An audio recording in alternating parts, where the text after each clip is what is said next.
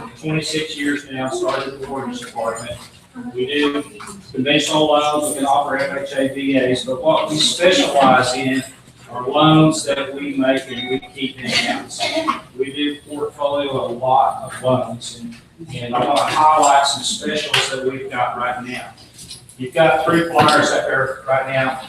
We've got one product out there. The first one is a 5-year adjustable arm. This loan adjusts once every 5 years. Now, what's the difference between that and other arms out there? Most other arms out there, they're fixed for the first 5 years and then adjust once every year thereafter. This one adjusts once every 5 years. So you take a look at that start right there, 2.99%. 2.99% for the first 5 years, that goes a long way. Now, the first question I get is, well, what does it adjust to? Well, it can only go up 2% at most at the end of that 5 years. So that second 5 years, it could go up to 4.99. So if you got somebody that keeps a house less than 10 years, you got a 10-year average here at 3.99. Okay, that's option 1. Option 2, now that's even bigger, especially on your higher-end homes. And we have people that know money, that they take a look at this loan and they jump all over it. This is a 15-year adjustable. It's a 30-year term. It adjusts once at the end of year 15. So think, 15 years, that's a long time. How many people keep their houses for 15 years? A lot done, a lot tried. Okay, start rate on this product is 3.99. Now, the 30-year fixed rate today is 4.625. So you see, people are looking, how long am I going to keep this place? So, anyway, this is a great product for buying, and it will help you sell more houses, especially when you're talking higher income. So I urge y'all to take a look at that. Also, finally, we got a couple of promotions going on right now. We've got $750 off for closing costs, and all that has to be done there is the buyer just has to mention, hey, I heard you got $750 off your closing costs, and we'll knock that off. Also, for your savers here, we've got a great deal on CDs right now, 35 months at 3.05%. So great deal right there. And if you put in over 100,000, I'll give you $100 for doing that. So anyway, but we appreciate the opportunity to serve you, and these tools here, they can help you sell more homes, and we want to be successful. We want you to be successful too. Any questions? Okay. I'd like to introduce Ray Blubaugh. I've known Ray for many years now, probably close to 30 years now. I've been at Leoki for 26 years, and he's been my main appraiser for all these years. He's taking good care of us. He knows the market real well. He's always willing to help. If you got a question on an appraisal, you can just call him up, and he will help you out. So with that, I'll introduce Ray. Thank you. Over here. Do you mind if I use the lectern there?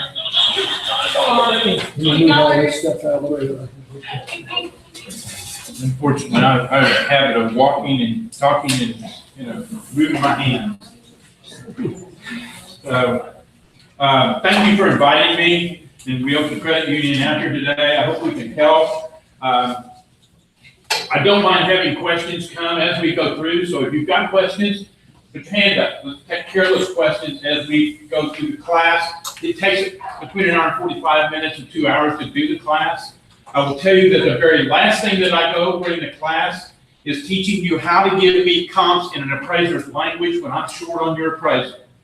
There's some specific things there that you can do that lets the appraiser know that you know what you're talking about on the appraisal side, and you can give him good comps.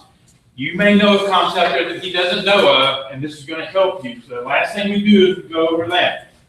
I've been appraising single-family residential properties in Oklahoma City for 32 years. I spent 6 years doing commercial properties, didn't really enjoy it. I am certified general, so I can appraise anything in the state of Oklahoma. But I went back to single family just because I enjoy meeting people and going after the properties, and that's kind of my bailiwick.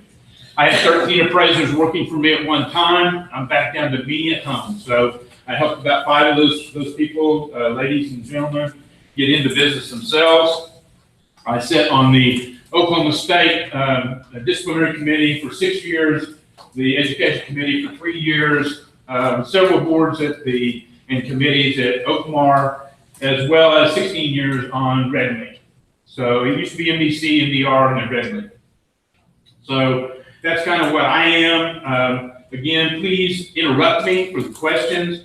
We'll start through this information. I will tell you that we're going to go through square footage. We're going to go through enclosed patios. We're going to go through swimming pools, storm shelters, sprinkler systems, all those items, and how we measure second story buildings, how that we handle pool, cabanas, and those types of things, okay? I will tell you that I always recommend realtors.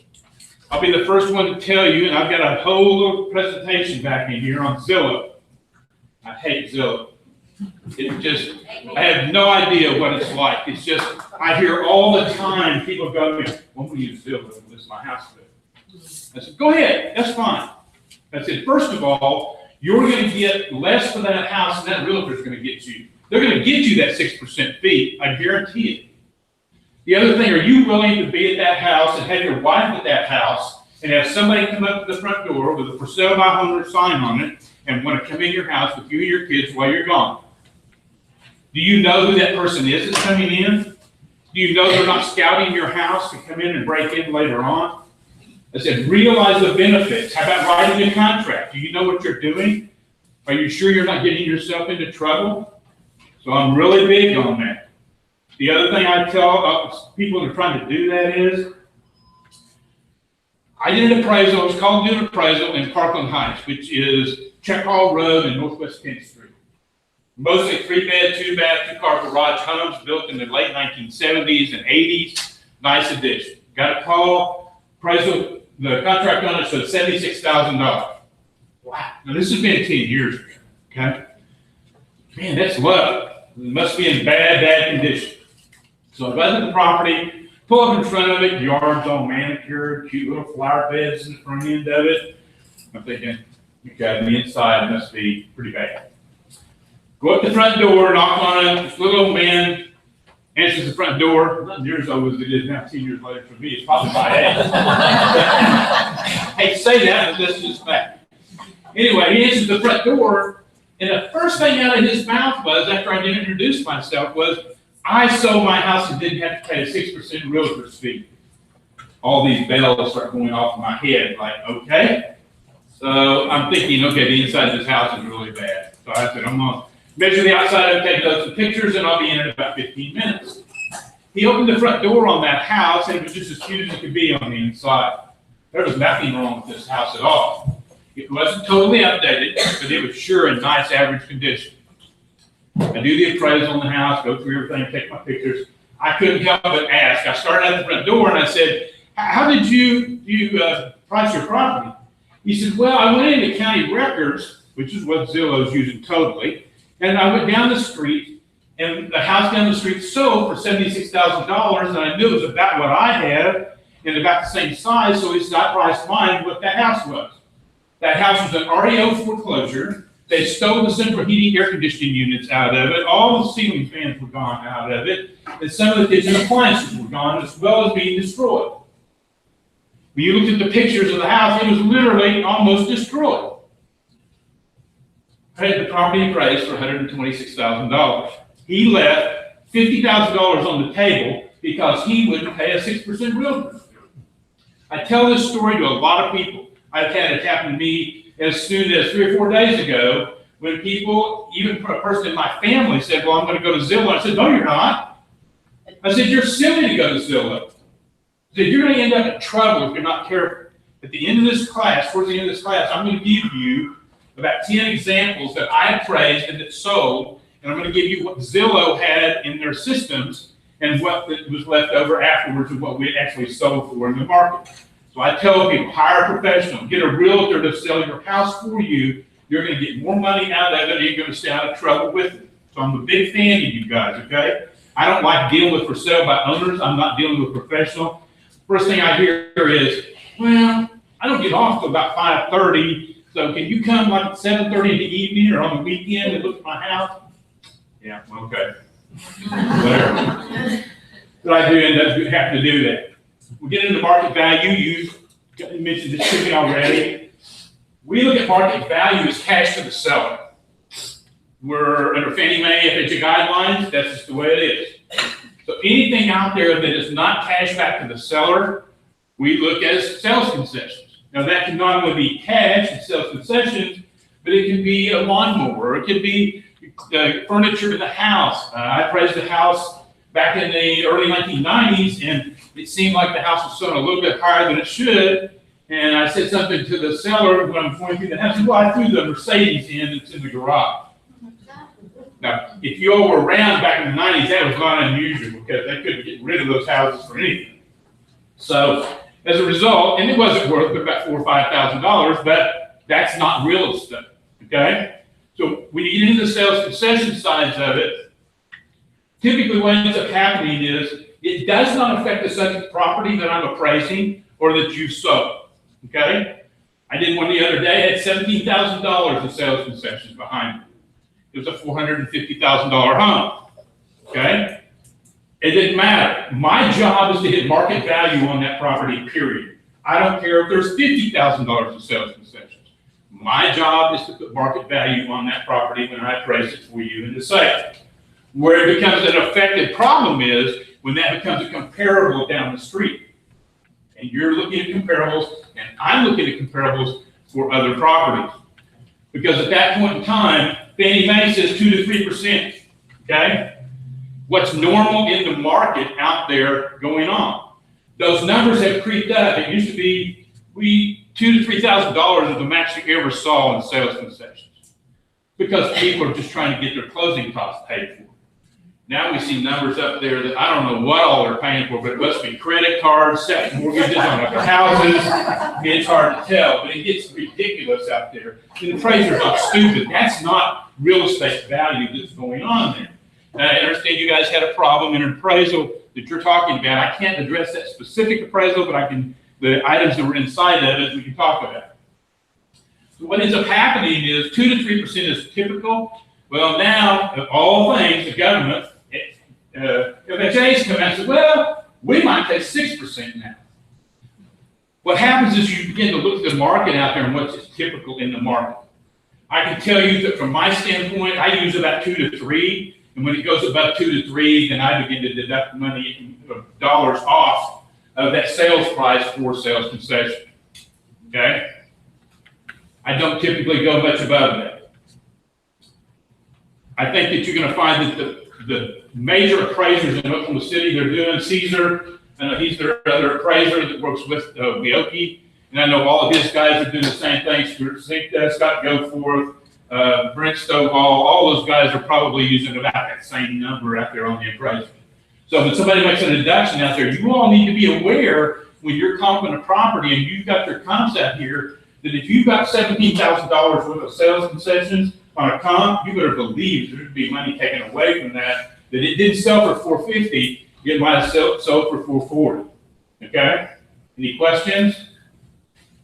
Okay. Is there a specific question that you had that didn't address on the appraisal? Well, I can give you I can show you I'll just show you the numbers real quick here. We'll get a little deal right here. We have the one that Grant supplied us, so let's just pull it up. I've got it there. Yeah.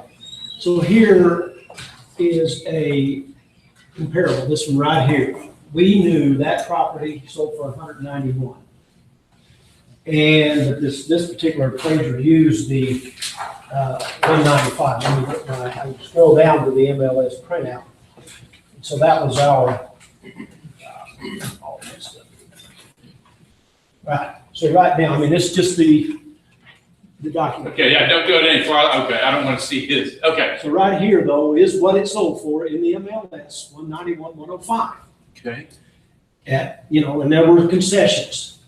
Down here, we had 6,105 in concessions. So when we roll all the way back up to this top page, he's saying the sales price is 185. He's taking the whole thing off. Taking it off of there.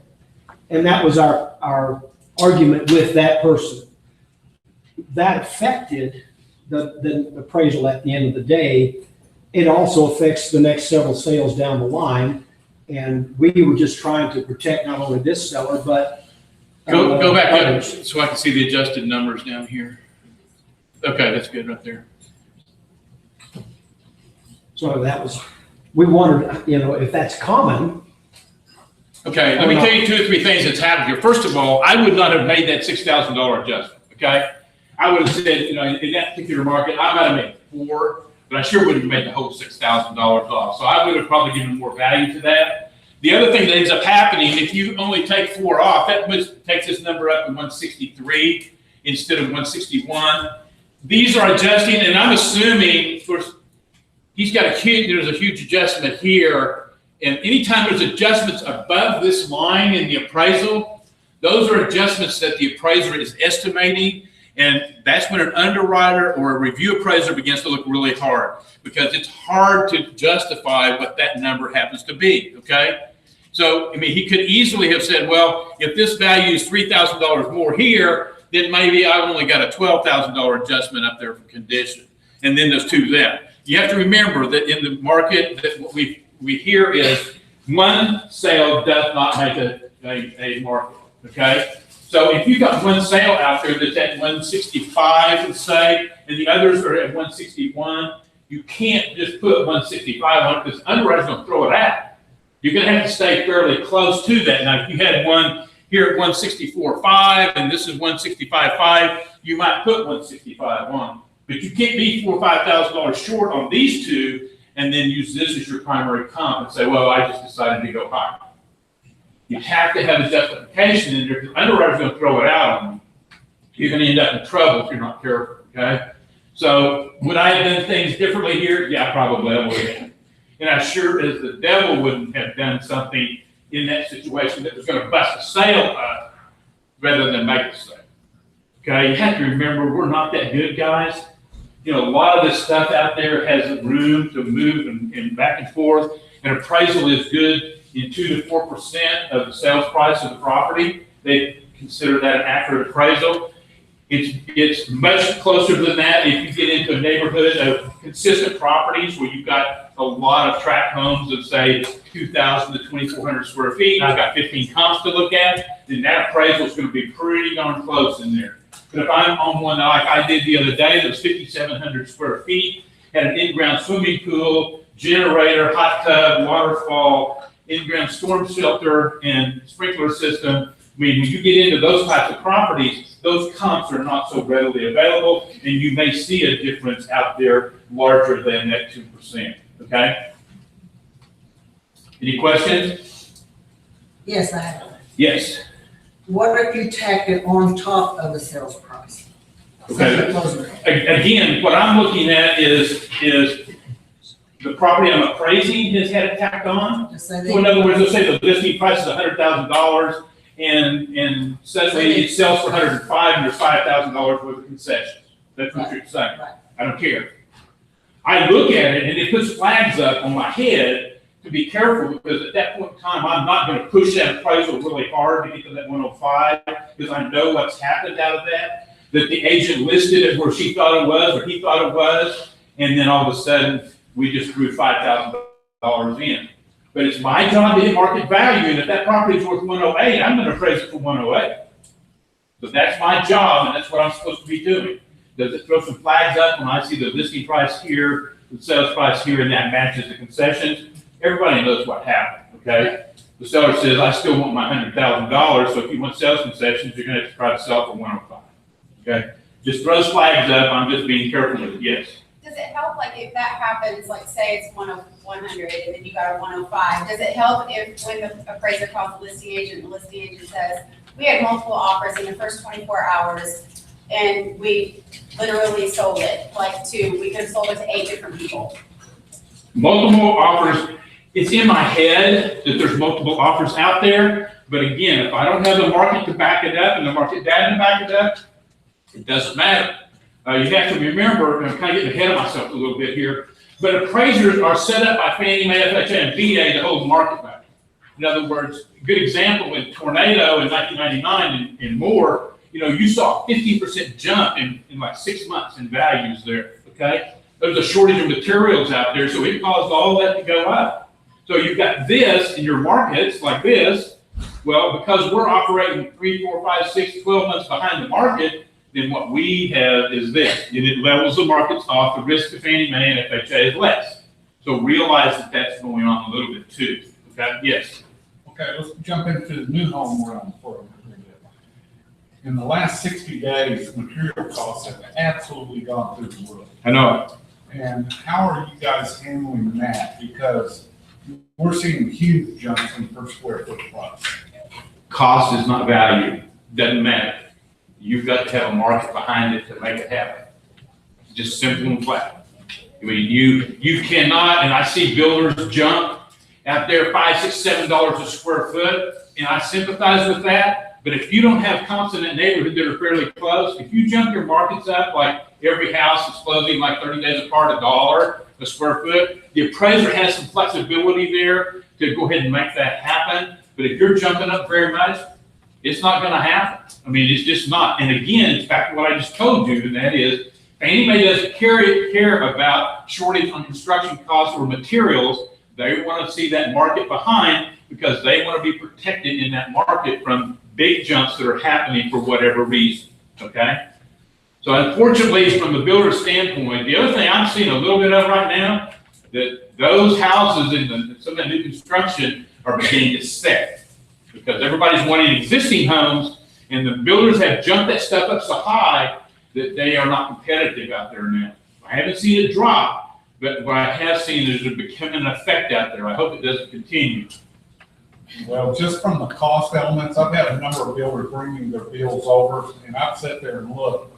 Lumber has doubled in the last 60 days. I know. And they can't We stay hear in that. business selling these homes for a loss. Yeah, But I'm seeing stuff as much as $10 a square foot I know. in some places. See, they just, Fannie Mae won't accept it. They don't care. The cost, they will tell you day after day, cost is not market value, period. Now, you've got a cost approach out there that you can run, and there's times when the cost approach may override the sales comparison approach, but I guarantee you, if you put an appraisal out to Fannie Mae and you use the cost approach out there, and you show a number out there to justify a sale, $15,000 above what all the other sales are in that neighborhood, they're gonna throw it out.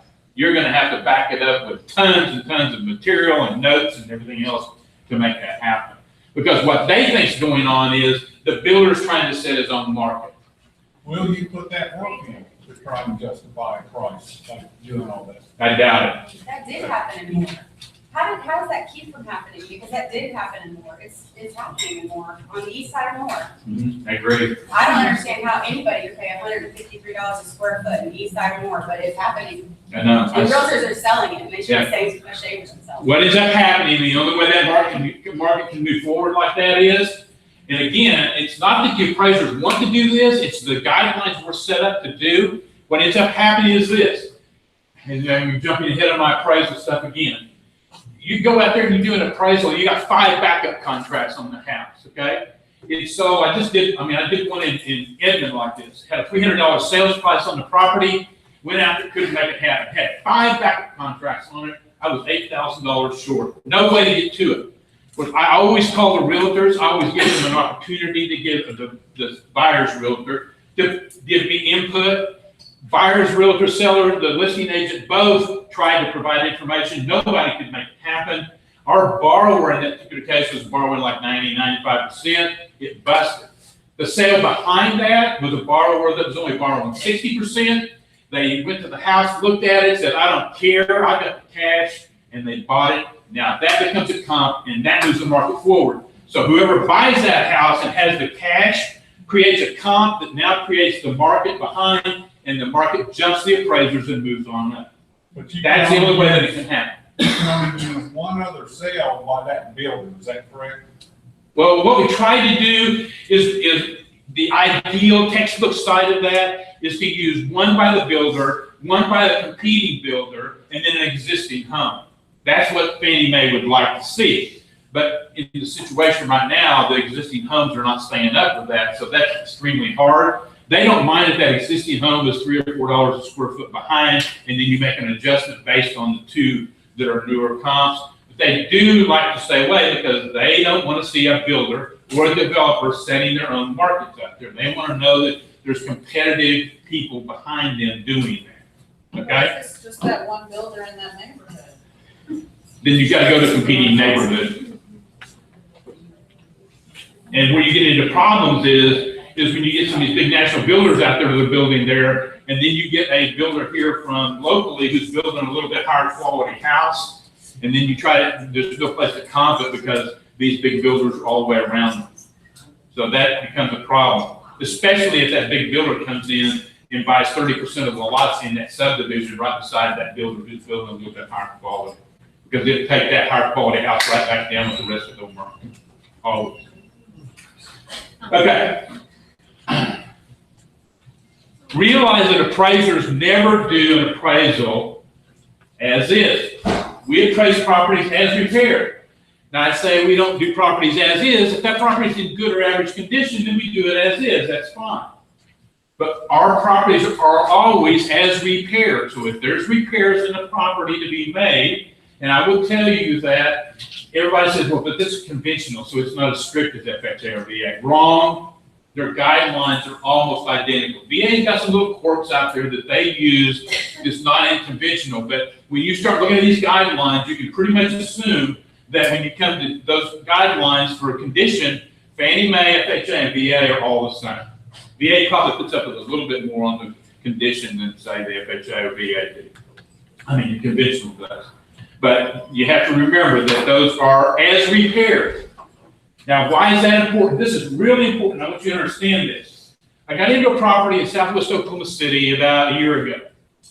And it was an estate. There was two sisters. One of them lived out of Oklahoma. And they came in, mom had died, and they came in to sell her house.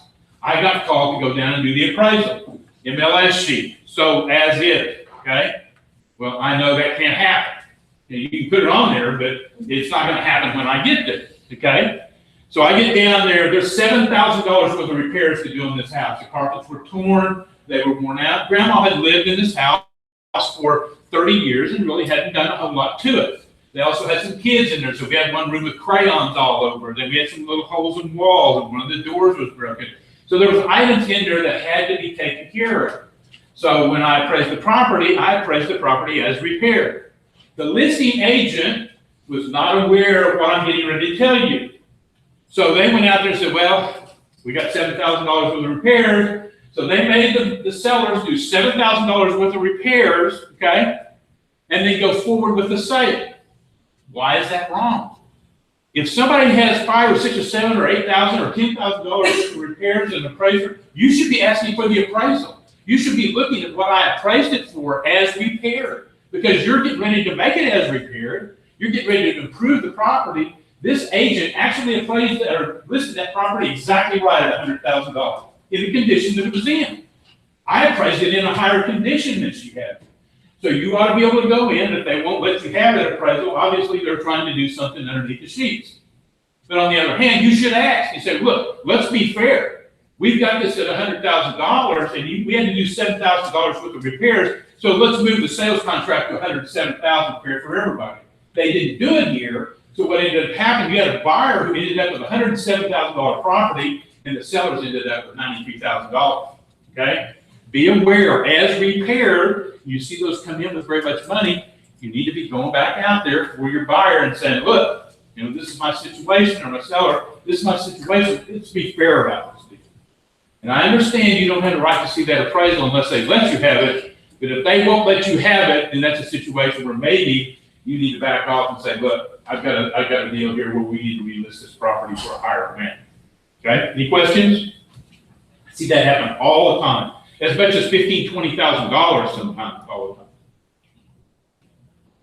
the time. Do not ever call me. This has happened twice to me in the last week. Do not ever call me out to a property that was built prior to 1978 that's got flaking paint on it.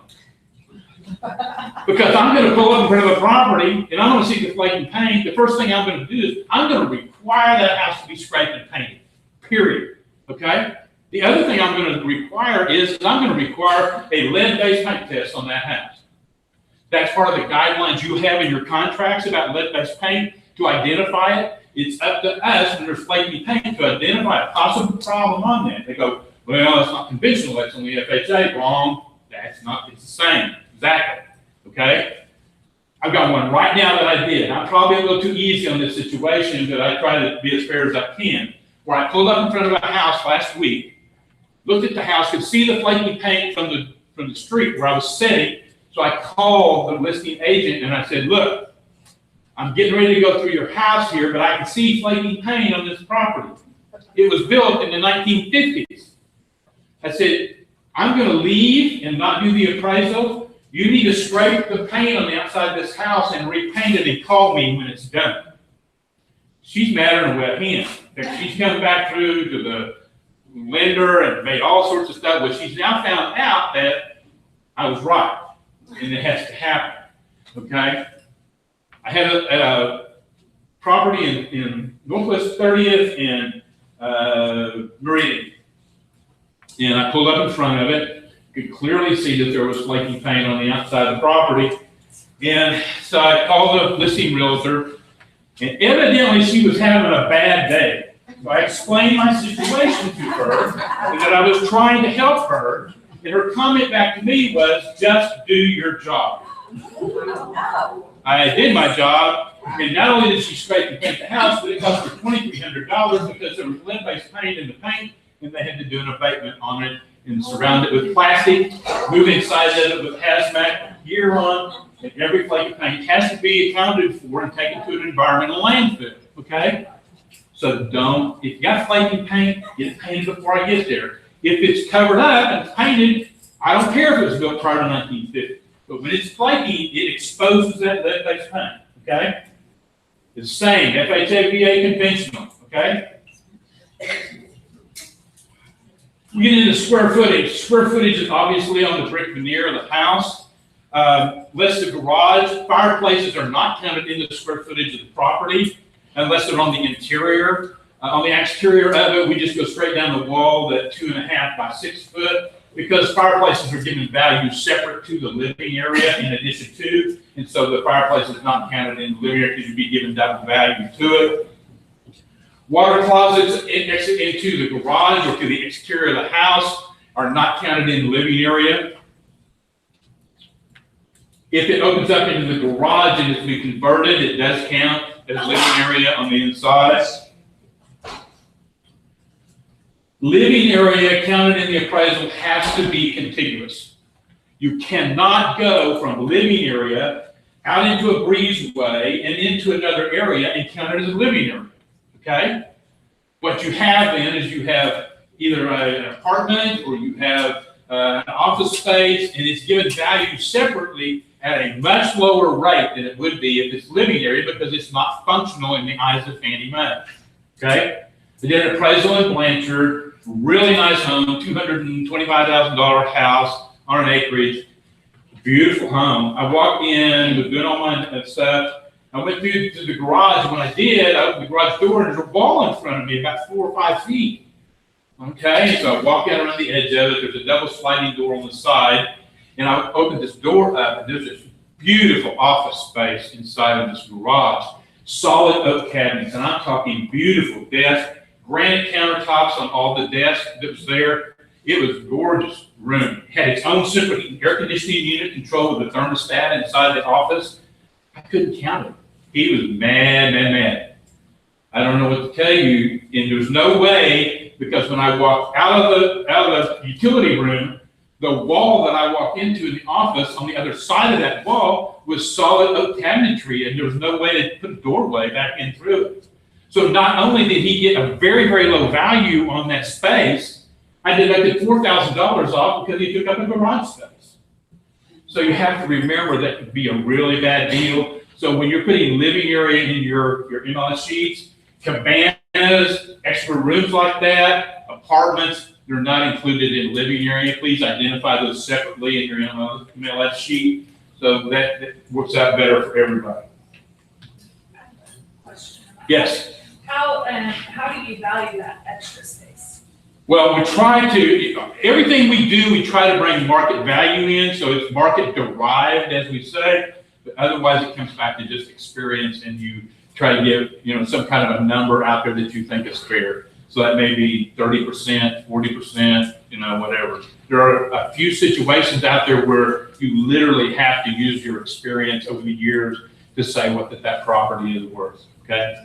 If you got a bathroom that's outside, like for the swimming pool, Right. that's connected to the house, but you enter from the outside, can you count that Not as a living bathroom? area, and it's not a bath count either. You don't count it as a bathroom? No. It's identified in the appraisal, it should be identified in the MLS sheet as this property has 3 full bathrooms, and then in your notes, there should be a half bath enters to the outside of the house for the pool, okay? It has to be contiguous with the living area, always. That's to have value, so where a bathroom, and bathrooms vary, we'll get into this a little bit later, but, you know, say it's worth $3,000, you know, I might give it $1,000 additional in the appraisal for having the bath out for the pool, but I wouldn't give it what it would be if it would be inside the living area, okay? And what about like a workshop?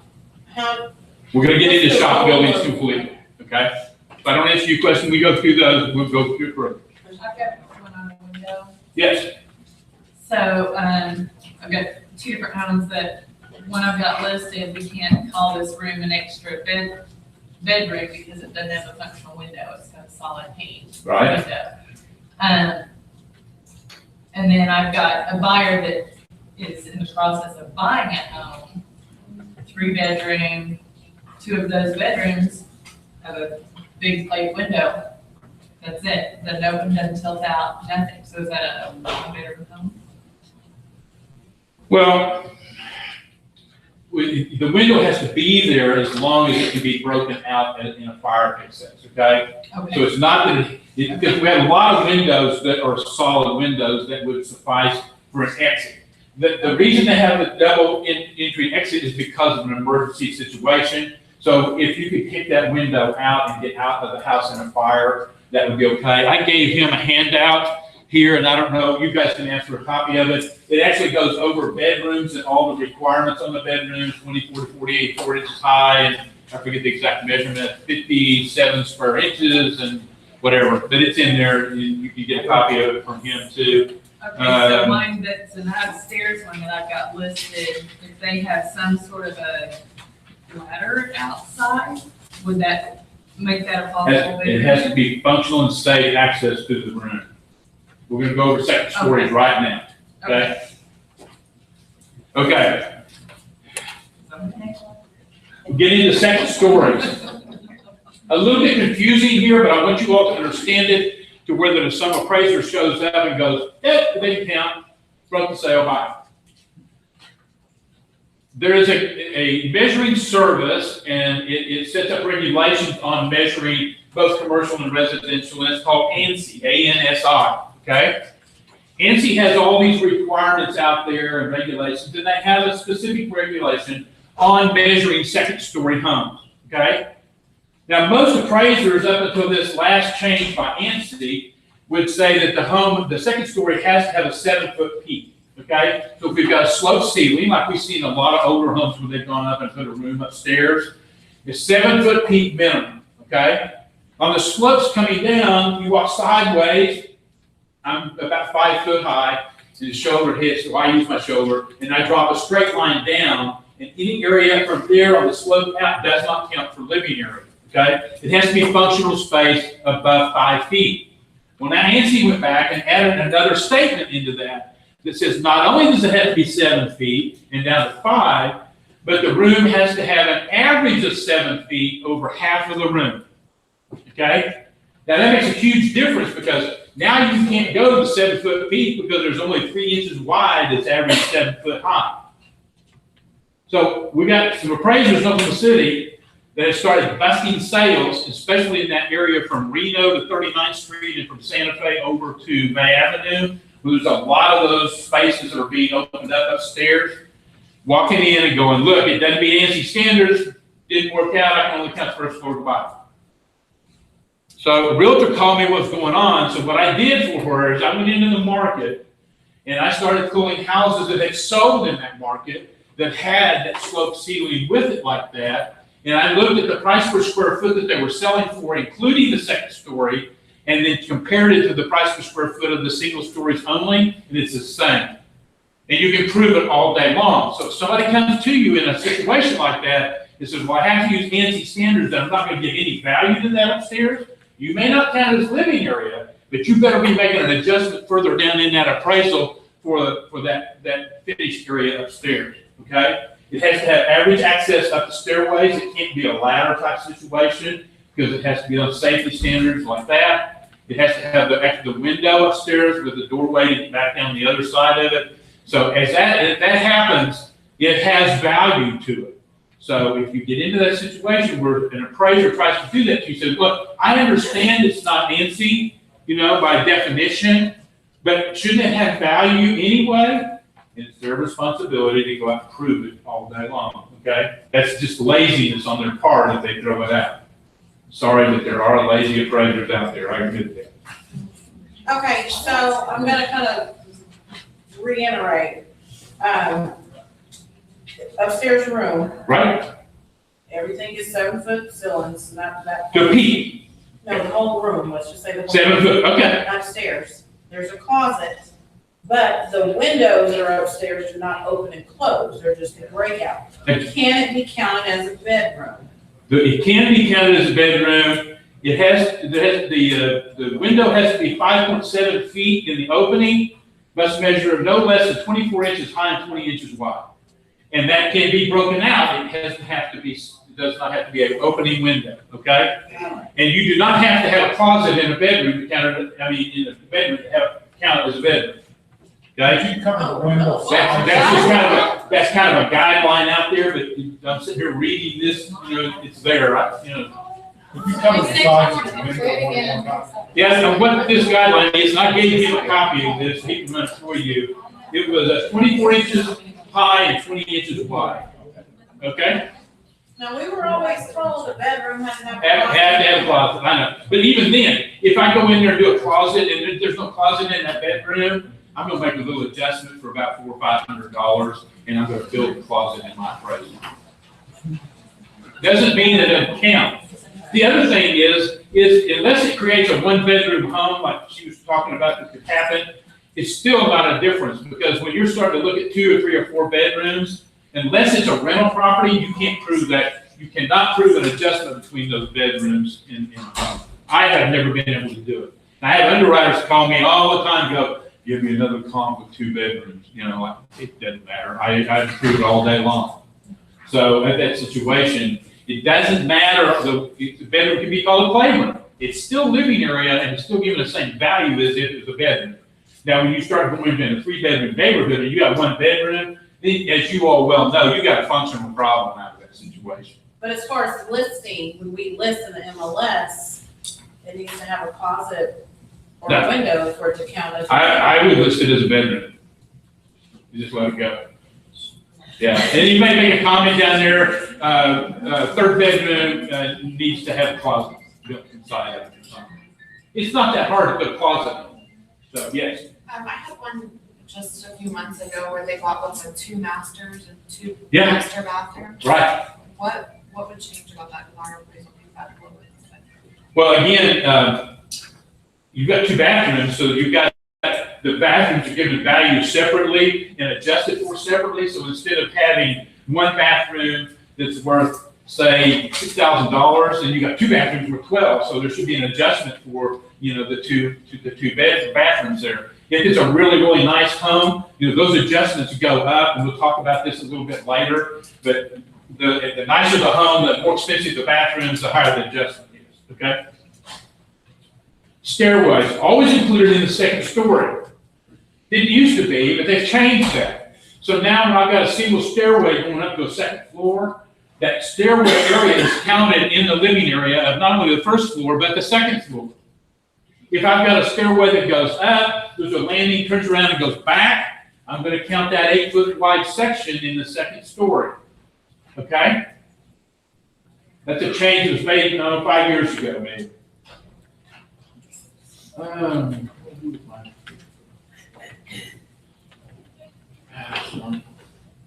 Guess I left my stick out in the car.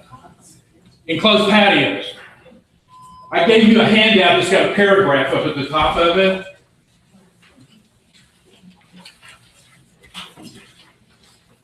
I was called by a realtor up in Edmond, and they asked me, if, I would come up and look at a property, because they didn't know whether the room was gonna be counted as living area or not.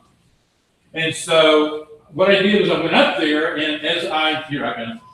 No, I was gonna give more handouts to the people that came later. Oh, okay. Yes, more. Yeah, I do. Try to sneak up here, dude.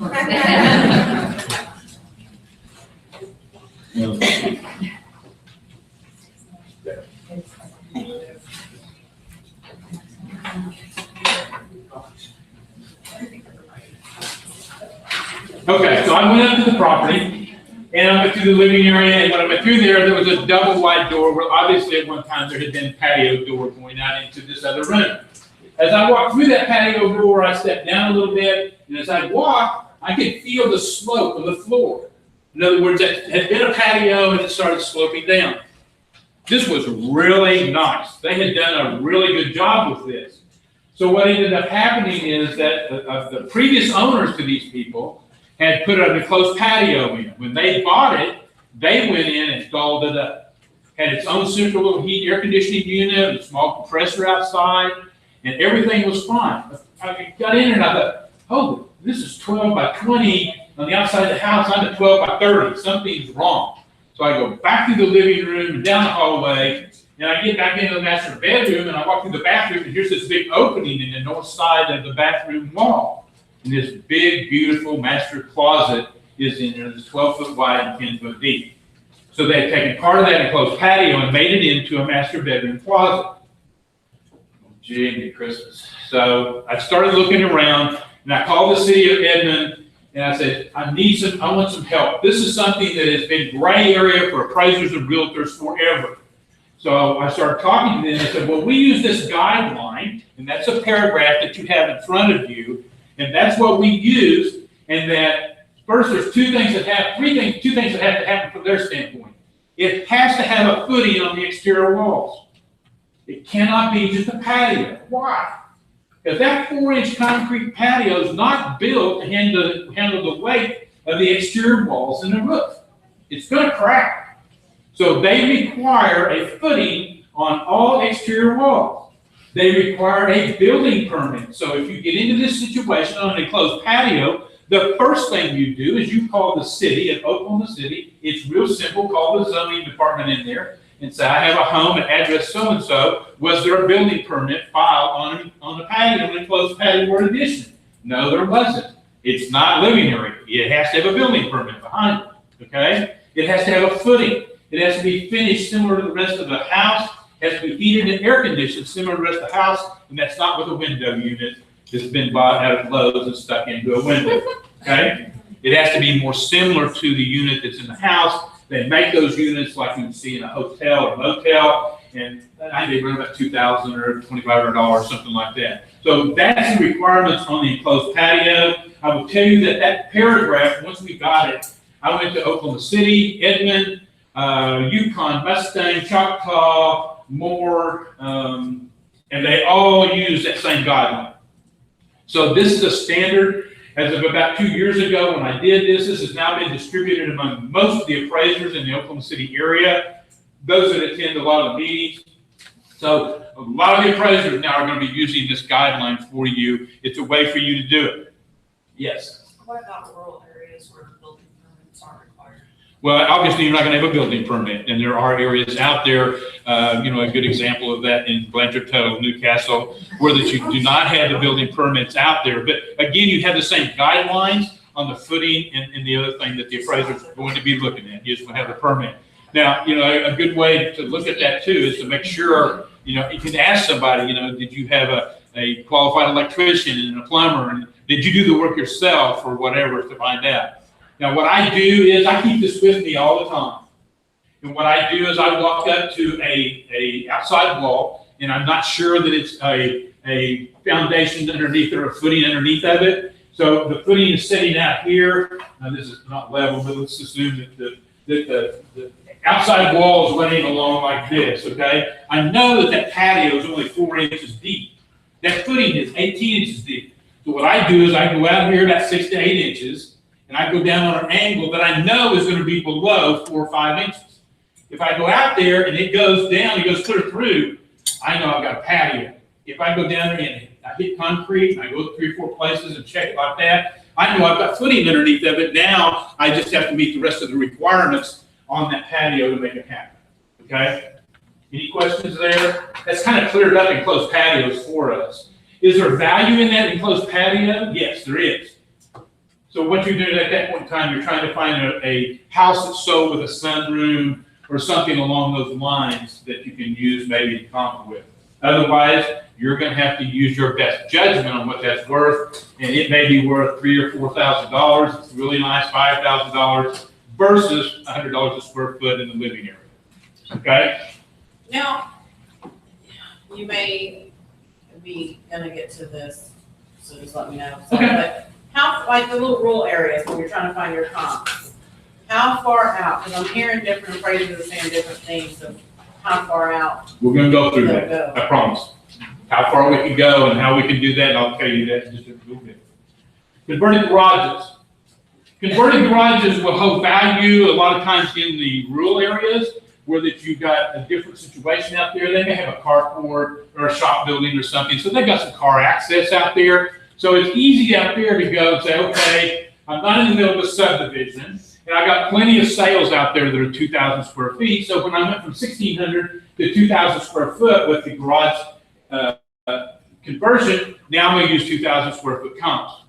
But if I go into a place where that I've got 1,600 square foot homes in a subdivision, and I'm gonna convert that garage out of space, I've now overbuilt that property for that neighborhood, okay? So I'm probably gonna use 1,600 square foot homes and try to make the adjustment up to 2,000. If I have a converted garage in that subdivision, obviously that's the comp that I'm going to use. But what ends up happening is that, and we're gonna go through this at the end of the class, that adjustment, when you go from 1,600 to 2,000 square feet, is not at the same adjustment price per square foot that the house sold for. So if it sold for $100 a square foot, that adjustment in an overbuilt situation might be $20 a square foot going from 1,600 up to 2,000. Okay?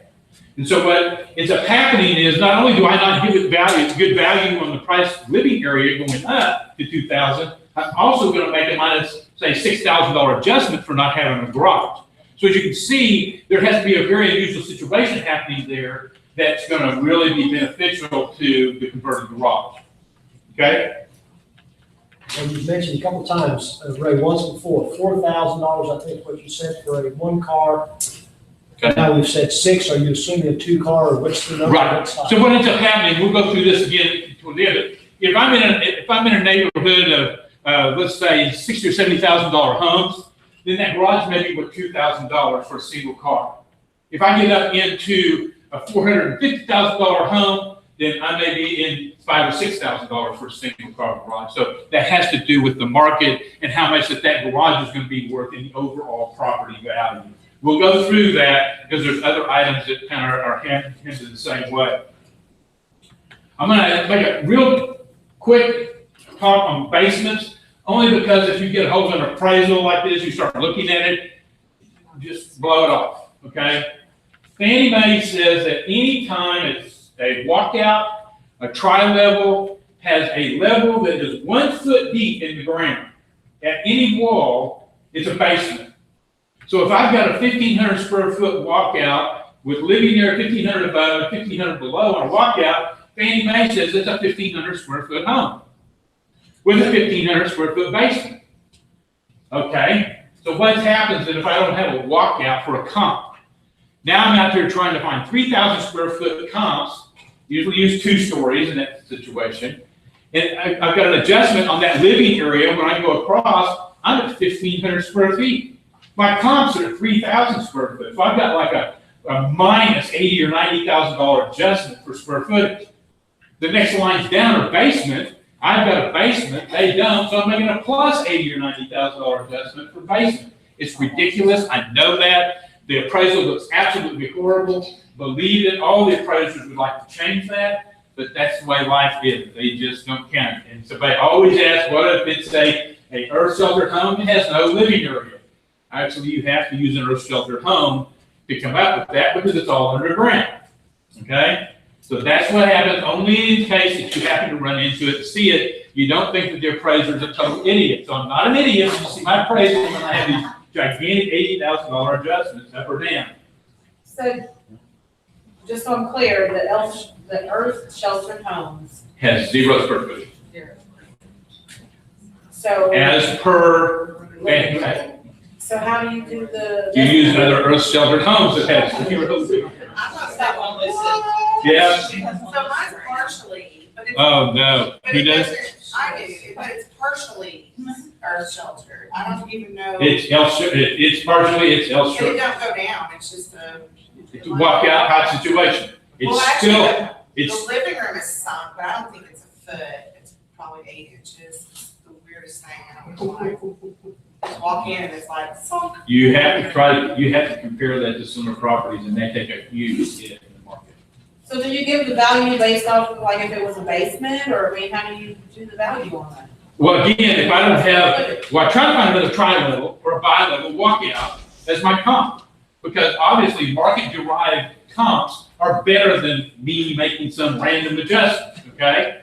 If I can't find that, I've learned over the years, and most appraisers have, I use a 2-story and comp it to a 2-story because it will bring the same market back. You get a walkout out of that situation on a nice walkout, it's gonna bring the same as a 2-story, okay? But Fannie Mae's guidelines are really weird when it comes to all that stuff. What you're telling me is I'm gonna probably need a cash buyer. There's a lot of people who will not handle it, but all you have to do is go out into the market and look for unrestricted homes. Now, what ends up happening, what she was talking about there, how far can you go? Oh, New York City, Dallas, probably, wherever you have to go. It's in a very rural area. You're gonna be looking at a market area, literally, if all the MLS systems trying to find earth sheltered homes.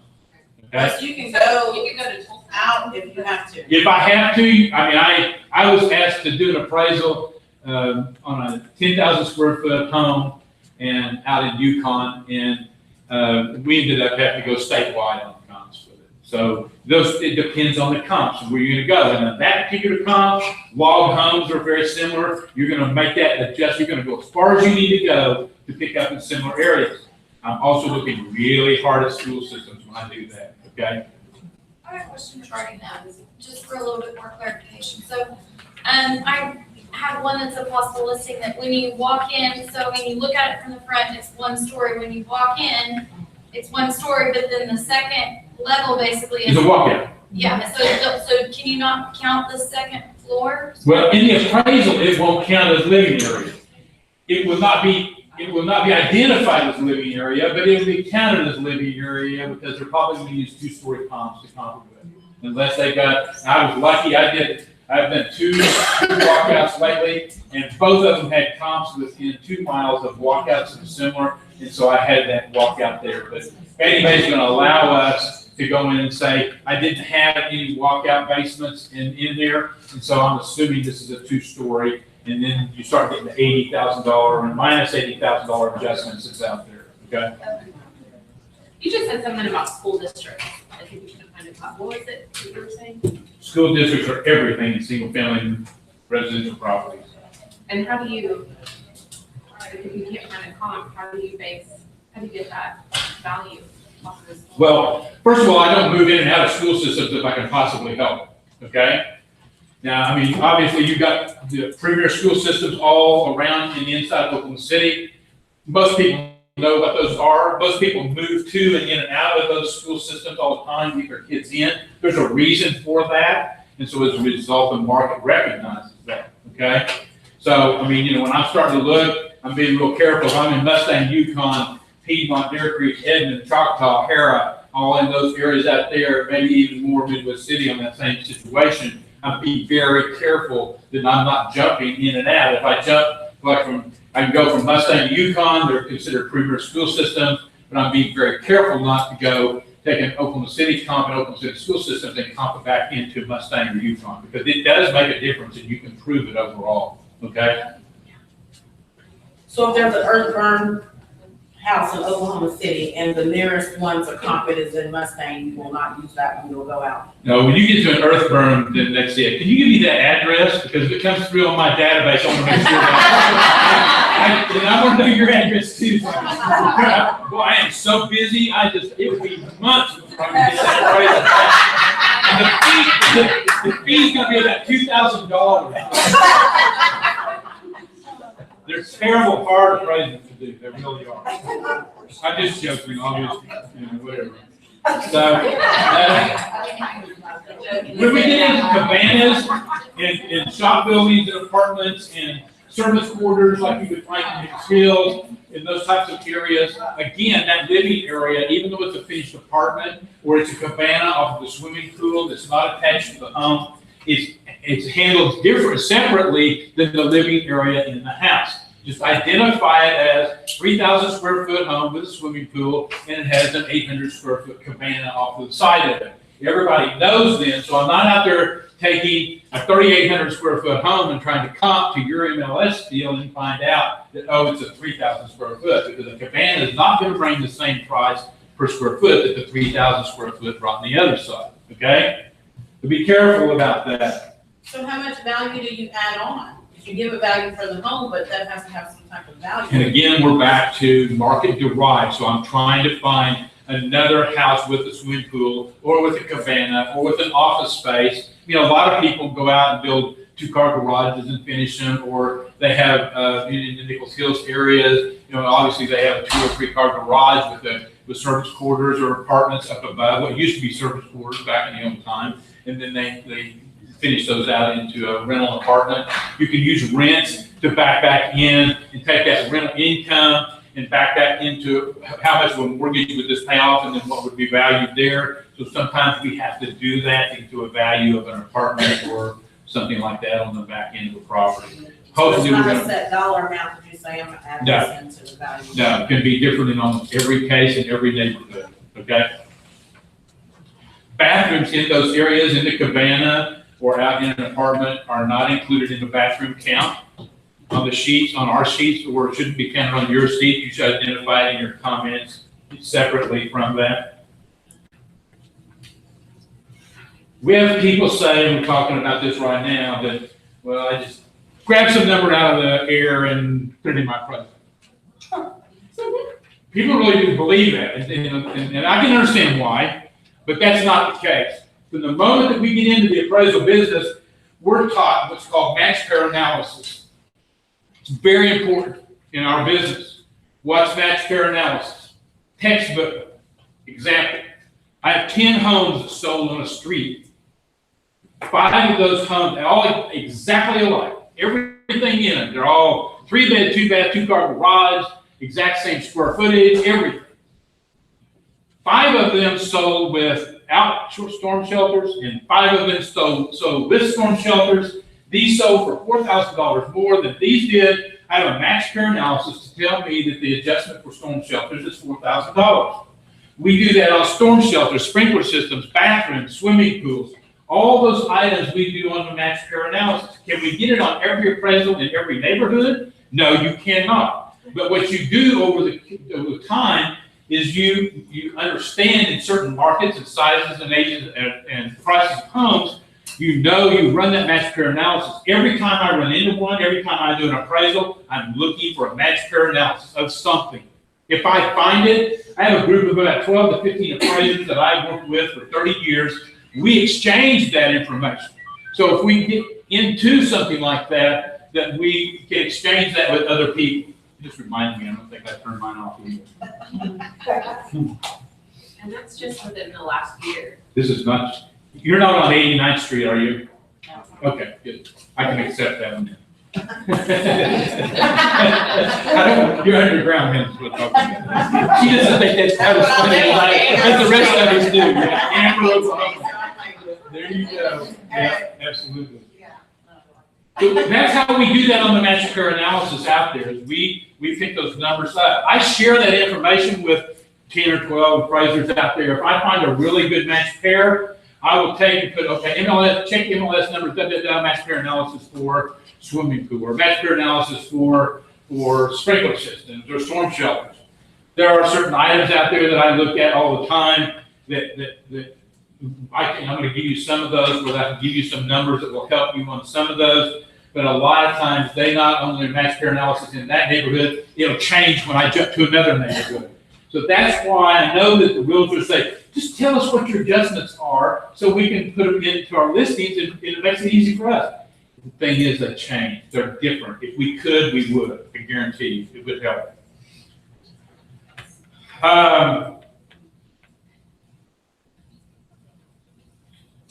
Who buys the houses? Oh, come on now. Who buys the houses? Buyers. Nope. The winner. Ah, there you go. Ladies buy the houses. They do. That's just the way it is. And you can see it in the way that the market is. So what's important to you ladies when buying a house? Kitchen, everybody knows. I always get that one quick. What's second? Master bathroom. What's third? Closet. We all know that, okay? So what as a result, what brings good value back when you do an upgrade or remodeling your house? Putting in countertops, updating the kitchen, updating the bathrooms. It makes an effect. What's the other factor involved? I know you're gonna think I'm stupid on this, but it does make a difference. What's the other factor that's really kind of affecting our thoughts as to updating and everything else? HGTV. It is. I had a realtor tell me, I was going through a house like you guys probably do too. If there's a house goes for sale in my neighborhood, I live in Eagle Lake, Rockwell, and Hefner. If one comes up with an open house in my neighborhood, I'm there. I want to know what that house is selling for. I want to know how it compares to my house. I'm the worst of all. You guys are probably right with me. And the realtor told me, he says, when I'm in an open house and a lady comes through the house, she walks through the kitchen like this. He said, she's not gonna buy that house. But I said, she walks over that granite countertop, she goes, like this? We gotta say, I don't know, you guys know that better than I do, but that's what he told me. So I have to watch HGTV, my wife and I do watch it quite a bit, and there's a lot going on right now in the appraisal industry, in emails and information that's going on out there because of the inaccurate information that they're putting out there. Because you can just update anything in your home now, and it'll always bring more value back than the cost. Well, we all know that's not the case. But in those programs, they tend to tell you that, okay? So that's kind of some false information. But anyway, I was watching it, and they went through this house, and I think it was Christina in California, and she'd gone in this house, and when you walk into it, there's this real cute little chandelier hanging in the hallway in the entryway. And you walk into the dining room, and there was a little bit bigger, same chandelier, real pretty, hanging there. And then you walk into the master bedroom, and I started through this house, and I went, okay. And I turned around to the realtor, and I said, do not tell me that same chandelier is in the master bedroom closet. Yep, it sure is. And she followed Christina right on through it. So it does have an effect, and we see it. It's changed over from a lot of the woodworks with the walnut and the maple over to a lot of the grays and whites, and some of that's been because of those guys updating the way that they are. There's still a lot of people like myself, like the old woods, but it does make a difference. Again, those updates that the ladies like, that is valued back. My nephew was selling a house in Tulsa. And he called me, and he was selling the house, and he had already bought another home. And he says, well, my fiance and my mother's here, and they're telling me that I need to paint the inside of my house that I moved out of. And he said, I don't want to paint it. And it needed some painting. It wasn't horrible, but there was an orange wall in it, and there was some stuff in there that the bachelor had that would not be typical for what we would think to be a family. And he says, well, what do you think? I said, I think you need to listen to them. Not what he wanted to hear, because it made him paint it, but his house sold in 3 days once he painted the house. So that's good information anyway. Shop buildings. What I find in shop buildings is this. First of all, on an acreage property, a shop building will bring more than it will be in town. It just is. It's more useful out there. You see people with vehicles of four-wheelers and cars and boats and shops and woodworking out in the country areas and these tract acreage properties than you would in town. Typically what I see is somewhere in the neighborhood of about 30%. Again, that's market derived, but I'm kind of giving you an average that I look at. So a $30,000 to $40,000, 30 by 40 shop building with concrete floor, insulated with electric to it, you're probably looking somewhere in the $10,000 to $12,000, $14,000 range. So they do get hurt really bad out there. And again, when I'm looking at comps, I'm hoping that I don't have to make that judgment myself. I'm hoping I can find that acreage property with 2,000 square feet that's got a shop building and it's sold, and then I can use that back in there and not have to make the adjustments for it. But typically, that's what I see. I was raised around a farm in northern Oklahoma, a wheat farm. Ever since I was little bitty, I know how valuable those shop buildings and outbuildings are. But again, the public will not pay for that. When will the property or that situation not have a value? It can not have a value. If you get into a situation where they built it, there's no building permit or something like that, or it's in such bad condition. If you got, let's assume you've got a little farmhouse out there that's an 800 square foot bungalow and no garage, and then you've got a $50,000 shop building sitting out beside it, then that shop building is going to be worth a lot less because Fannie Mae wants a major percentage of that cost and value in the home, not in the amenities that are around it. So that can create a problem for that. I don't see that a lot where that it goes down to nothing, but you do see it affect it some. Okay. What about that shop building that's on skids and not on a concrete? It cannot be counted. If it's not on concrete slab, it's not real estate. Okay. If it's on skids, it has no value in the appraisal. And I see that a lot, and I see really nice 12 by 20 nice shop buildings, some of them with electric and water, but they're on skids, and when I tell them there's no value to it, it's like, oh, pain, big time. Because they're expensive, because they may have $10,000, $12,000, $15,000 in one of those little shop buildings, and you see more of those in town. But the thing is you say, well, they can pick it up and move it. Well, it'd be awful hard to do unless you've got a big wide sidewalk setback line. But on the other hand, it's not considered permanent property. That's kind of danged if you do, danged if you don't. Because if you put it on a slab, you're going to get taxed for it every year by the assessor. And if you leave it on skids, you don't get value for it in the appraisal. Okay?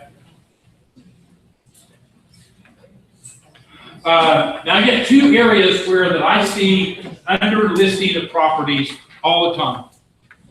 And it's always by somewhere between $6,000 and $8,000 or $9,000. And these are two areas that I can tell you that I have found that you can just almost bet on some kind of a number that it has value to it. Sprinkler systems and storm shelters. They'll both bring back anywhere from $2,500 on a small lot up to $5,000 or $6,000 on a 12 station system, water or sprinkler system.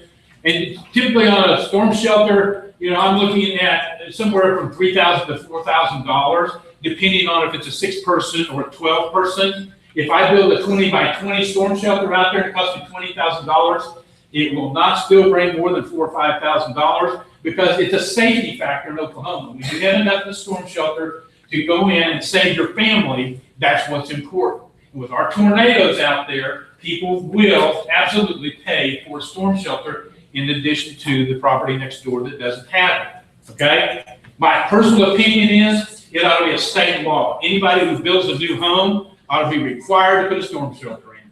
I was in the 99 tornado the day afterwards. They hired me to go down and start looking at properties and assets to see what was there and what was left and what had been damaged.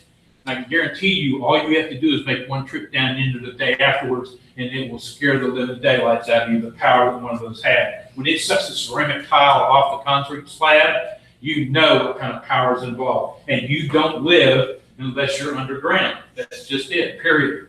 Now, you do have above ground safe rooms now, but typically underground is the best situation. I was down in Moore after the 99 tornado, and I was around 4th Street and I-35, close in there.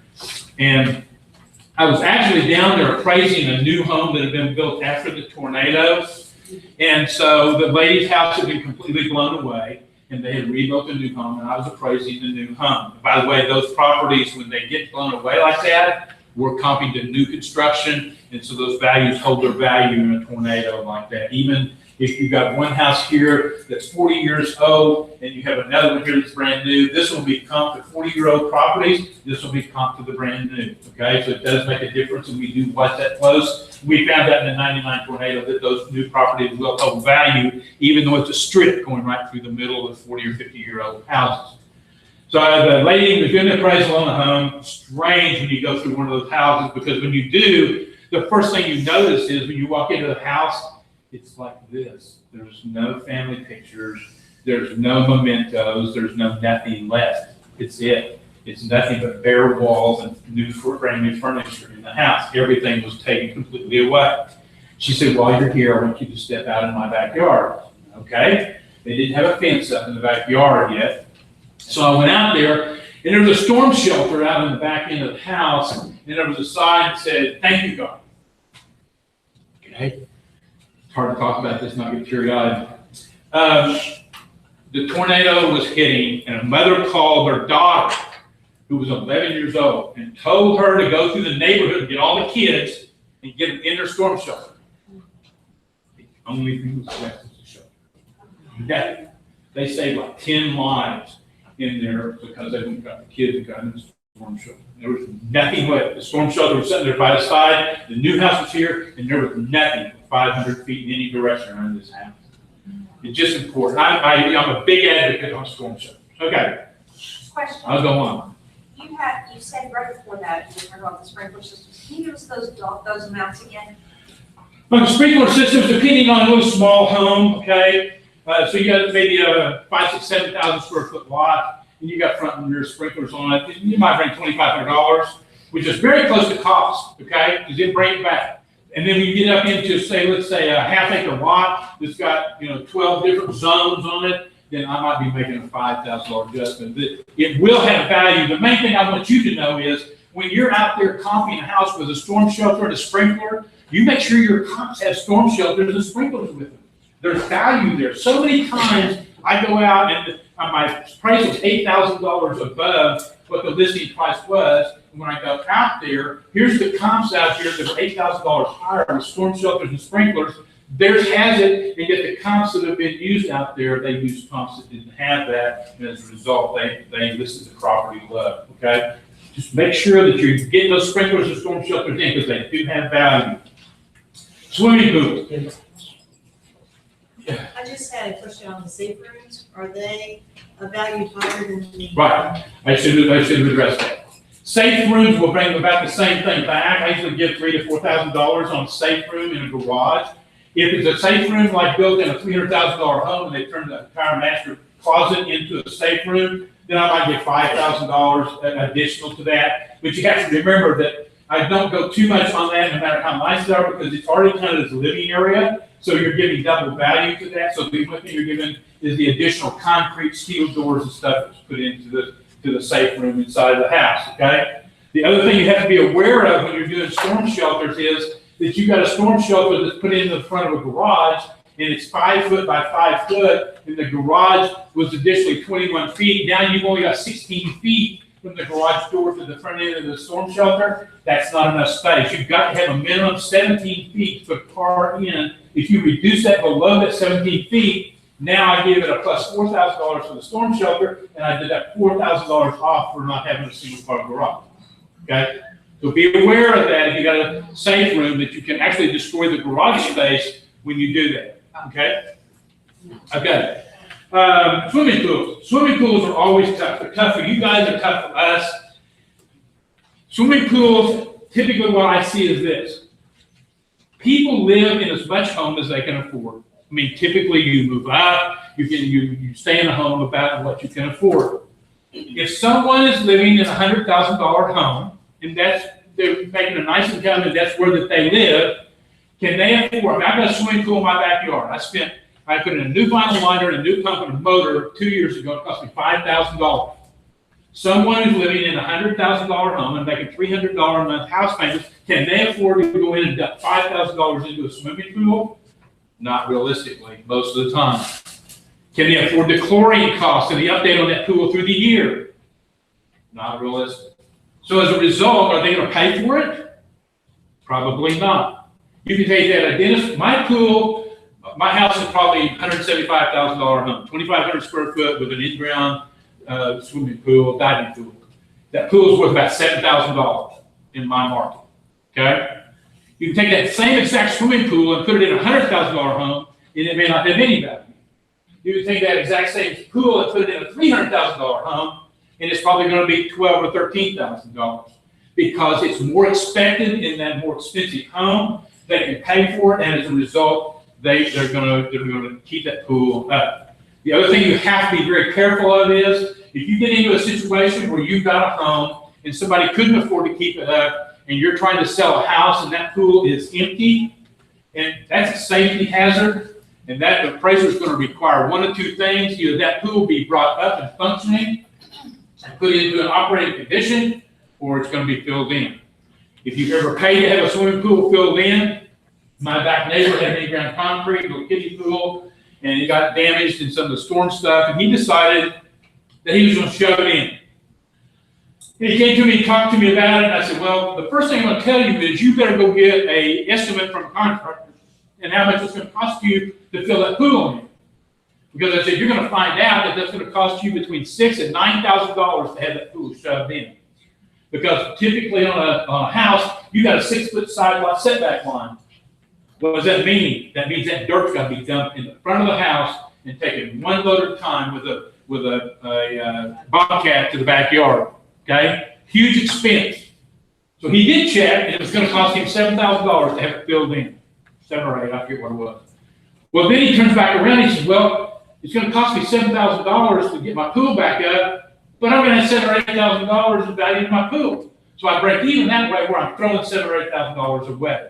So realize that that could be a big deficit to a property. That's where you come into negative values like you would have in a shop building. You can easily have a negative value where somebody takes a sales price like that and says, this is a dangerous situation, and it could be minus $7,000 out there because of the safety factor on the pool.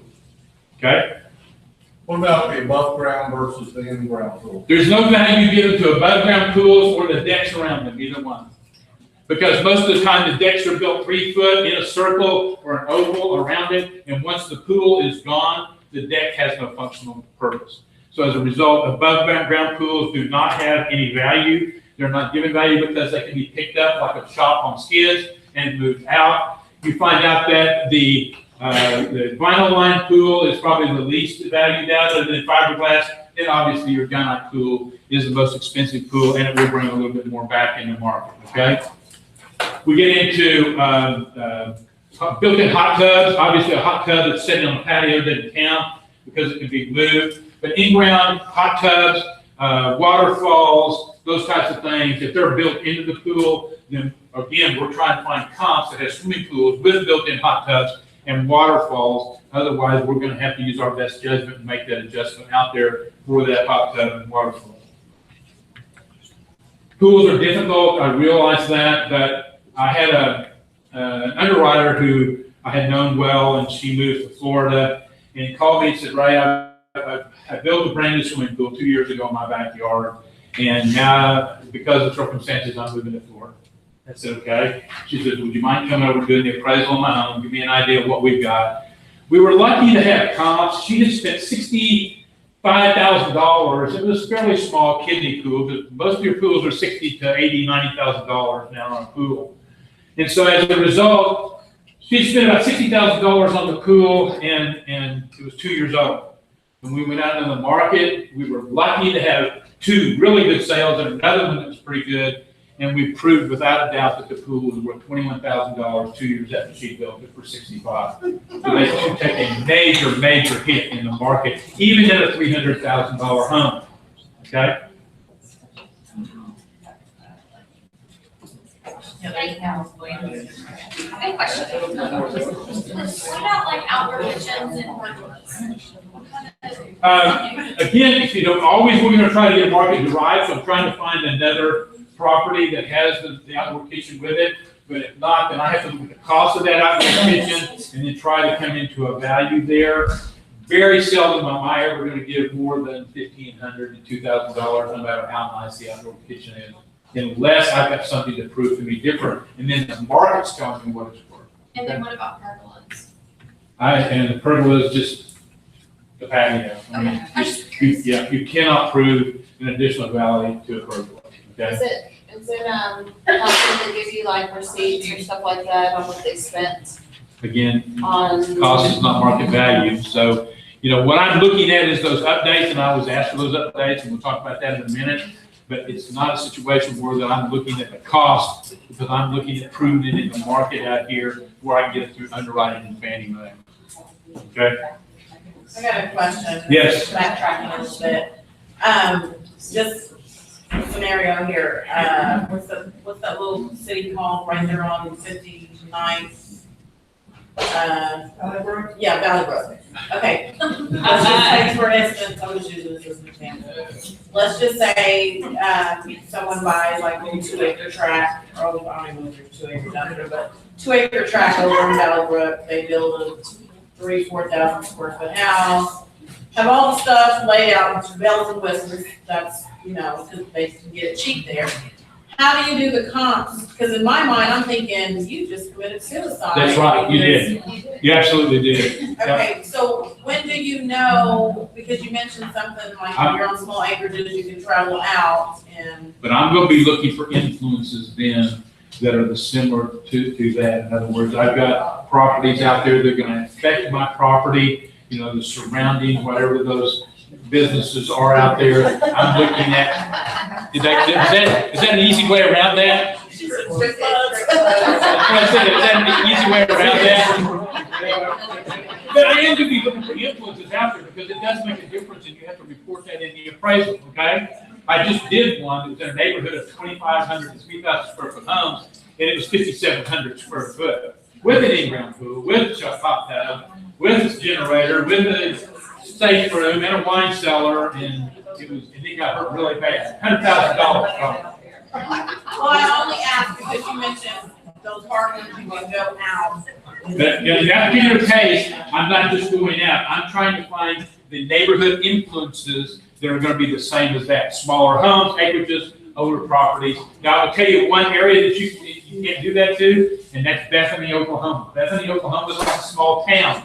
You can take a house, a 600 square foot home, and build a 3,000 square foot brand new brick home next to it, and then both of them will maintain their values in Bethany. Why?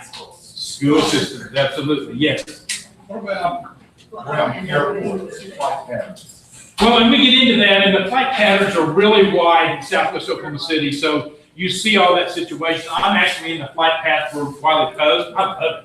We sit outside the pool in the hot tub, we see the jets go by and whatever, and it's kind of nice. But you do have to be careful. You have to identify that in the appraisal if you're in an airport transit situation.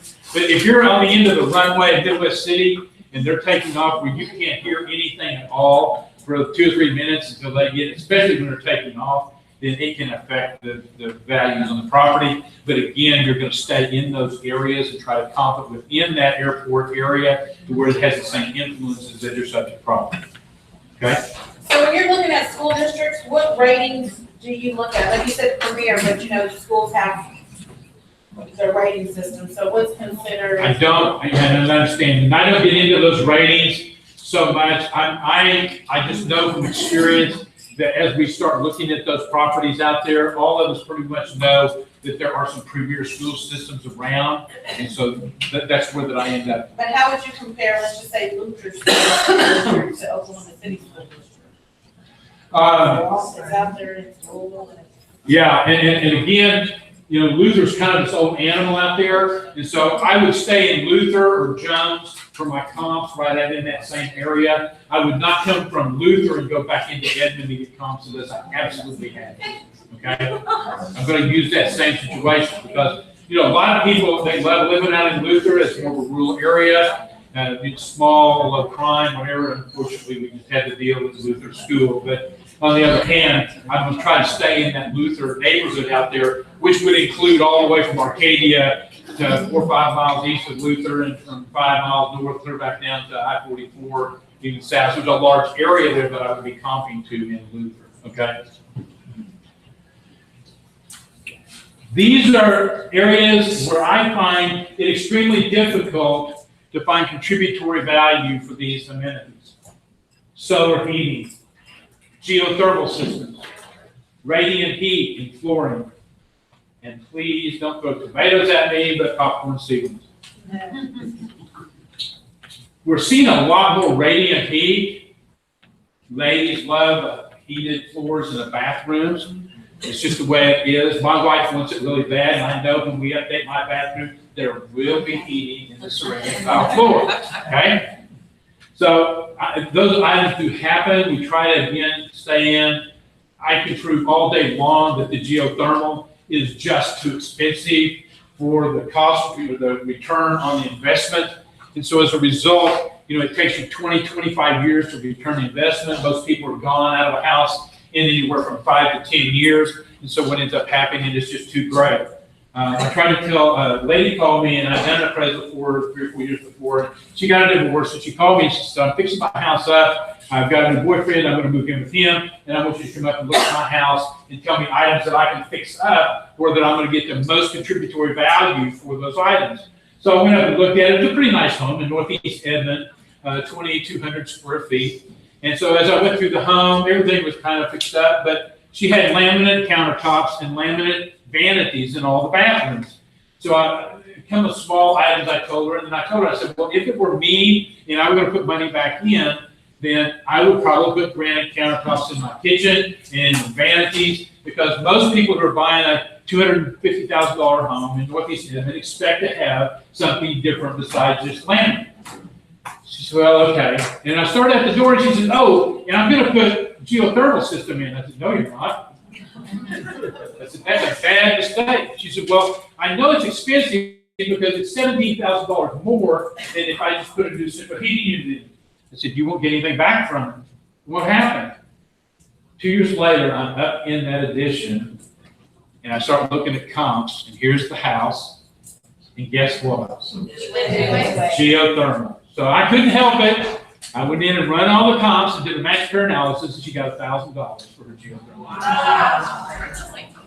Popcorn ceilings, I know it makes a difference. And here's HDTV working, because all of those people at HDTV were, oh, popcorn ceilings, It's a 1975 to 1985 home, you know that. It's just the way it is. You do have to be careful, because some of that popcorn ceiling has asbestos in it, okay? So you need to be a little bit careful about that. What I'm telling you is simply this: I don't even look at a popcorn ceiling. When I walk in, I can't tell you whether there's popcorn ceilings in that house or not. What I'm telling you is that because that value is, I can't prove it in the market, that when you've got a buyer that comes in, or you're getting ready to list a property with seller, I'm sorry, and then you say, remove the pop, you don't want to do that. Does anybody in here ever remove popcorn ceilings? Mine has stuff. It was hell, wasn't it? It was hell. Especially things. I just had talked to a couple in Edmond that had it done. It cost them $7,000 for a 2,300 square foot home to have it removed. They did the first bedroom themselves and decided that they're going to spend the next 3 years cleaning the mess up. So they moved out of the house completely and put plastic all through the house and removed all the popcorn ceilings and put it back into texture. Yeah. But even then, you're going to be cleaning popcorn ceilings up off the countertops, kitchen, everything else from now on. My best situation there would just be to say, look, if you don't like the popcorn ceilings in this house, then just you make your bed, whatever you want to do on the house, and then when they move out, you go in and put plastic down and have the popcorn ceilings taken out and plastered before you move back into it. I'm just telling you that it's often difficult to identify. Wow, we got a lot to go through. But did it bring or take any value away? I can't find that it makes a Just difference. get buyers that are more interested. Some buyers are just panicked when they walk in. Some buyers will buy it just because of popcorn ceilings. They're They're losing buyers. Yeah, but there again, on the other hand, if you really like the home, you just simply don't take that popcorn ceilings off before you move in. Some of buyers don't look up, stop looking up there. Absolutely, you bet. That's a plus, did you know that? It didn't actually used to be a big plus in the popcorn ceilings. Your information is vital to us. We try to get that information into us, especially when you put it into MLS systems. I'm going to give you a lot of some items here that are extremely important that I look at really hard, that makes a difference, that's going to help me with comps later on and help you as well. I will tell you that once I get a request in on appraisal, the first thing I'm going to do is I'm going to call the listing agent. I want into that property as fast as I possibly can. You have access to it, and I know I'm going to get in. I would recommend to you that I keep an MLS lockbox key with me. I think most of the appraisers probably do. If it's vacant and you let me go on in, then make sure that you get me a list of the updates that's been done in the last 5 years. Text it to me, or I'll give you an email address. I need to know that, okay? Or leave it on the countertop. You need those updates. I'm going to give you a lot of those items here in just a minute, but you need to make sure. You don't meet the appraiser there and tell them that, then make sure that they get those items, because it makes a difference on what we call the effective age of the property and what we're going to be using as comps up here, okay? It's not a problem. I encourage the realtors, if they want to give me comparables. And if you're not going to meet the property, then I'll give you an email address, or text me my cell phone number, and then you can text me the MLS numbers of the comps that you used on the property. You're not trying to influence me. You're giving me help in the property. I may pull the same comps that you do, but I may miss one and bust a deal that you guys know about. You may live in that neighborhood, and you may know something about a sale that happened there that I don't know. If appraisers ever tell you, quit trying to influence me, you're trying to do this, then they don't know what they're doing. Because Dodd-Frank does not say that. It doesn't say that we're some kind of gods out here, that you can't talk to us. That's BS. And I know from the laughing in here, you all run into those appraisers that say, how dare you give me a comp? I love it. Bring your comps to if you meet me. If not, give them to me. It's not that I may not use them, but on the other hand, at least I've got them there for me, okay? So I don't miss something. Okay, when it comes to updates, this is what I do when I end up going to either a listing, to a refinance or to a sale. And I walk up to the property, I'm either talking to the realtor or the homeowner, and I said, I need to know the updates that's been done on this property in the last 5 years. Heating, air conditioning, hot water tank, carpet, paint, roof, bathroom updates, windows. Those are major items that affect the value of the property, and it determines what we do on the effective age. I do the same exact thing that you all do when you list a property. When you list a property, you walk into the property, you walk into the entryway, and you go, wow, nice room tile, crown molding, built-in bookcases, I got an updated kitchen. So you're walking through the house and you're making all this in your mind. And then what you're doing is say, okay, I'm going to list the property. This is by far one of the nicer properties in this area. So I'm going to go find the highest comps that I can find in that area, and that's where I'm going to list it. I'm doing exactly the same thing when I'm doing the appraisal. I'm walking through that property. I'm making all these notes. I'm asking for all the updates that's been done. And then I'm going to go out here and make a judgment call. Is it in the very top? Is it in the middle? Or is this property really on the very low end of the market that's in here? So I do exactly the same thing that you guys do. It's just in a different term. We all talk about a condition. By the way, we understand your language out there. When it says nice investment property, good starter home, nice fixer-upper, we know what you're talking about, okay? And then on the other hand, you got the other side of that says dollhouse, totally remodeled, this type of thing. We know then it's out there. It always helps not only to say it's totally remodeled, but what was it remodeled? Stainless steel appliances, granite countertops, that type of situation. We're seeing a lot more quartz now on the newer stuff and replacement than the granite. Okay. 5 years ago, I sat on the board of directors for RedLink, which was MDR, NDC, and then with the RedLink, and you guys may think of it now as the Treasure Suite. I think it's still available out there. I don't know if you all use it or not. But anyway, what it was an appraiser database that had been developed by my uncle and started in 1976. And then he sold it to Howard Sears. Howard Sears sold it to NDR, NDC, and NDR in Atlanta, Georgia, and they owned it for quite some time. Through all this process, it was all well known But the data that we were putting into this database was owned by the appraisers and then allowed to be used by the realtors and the appraisers for a price. Now, the appraiser's data had comments in it that you all didn't have access to, but all the average square footages on the property, everything else was inside of there to be used, okay?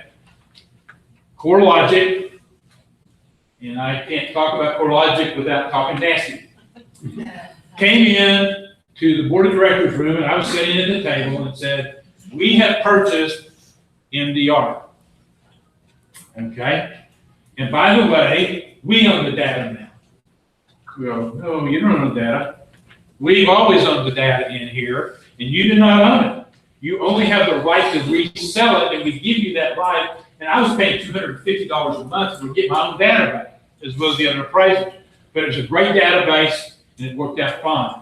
Well, all of us sat at the table and just went, not gonna happen, you know? They said, well, I'm sorry, we bought it. You had no choice. Not only that, if here's an agreement that you're gonna sign that says that we're not liable for any of the data in the database, and you will hold us harmless if we get sued, and you're liable for it. 6 of us out of the 12 took the contract and slid it back across the table to them and told them to go ahead.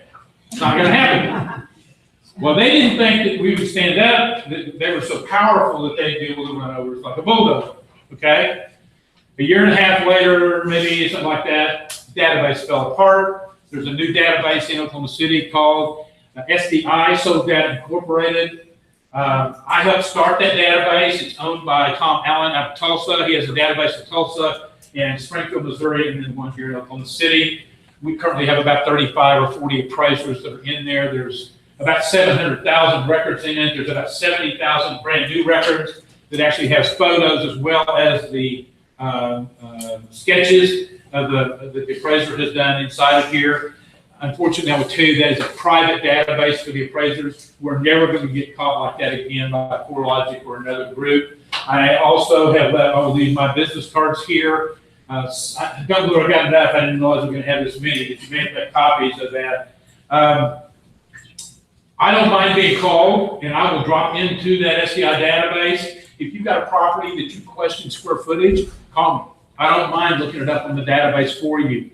There's other appraisers that can do the same thing, but I sure don't mind. I probably get 6 or 8, 10 phone calls a week on people. My office hours are from 8 o'clock in the morning until midnight, 7 nights a week. Same as you guys, right? We're all sitting in our computers, 11 or 12 o'clock, so I don't mind being called. A lot of my calls do come in the evenings on weekends, and I don't mind that. If I'm in the office, I'll sit down and data for you and get you the information. If for some reason that you get into a problem on that data, or for whatever reason, then I'll actually run you a copy of it where you've got it in your file if you have to have it, okay?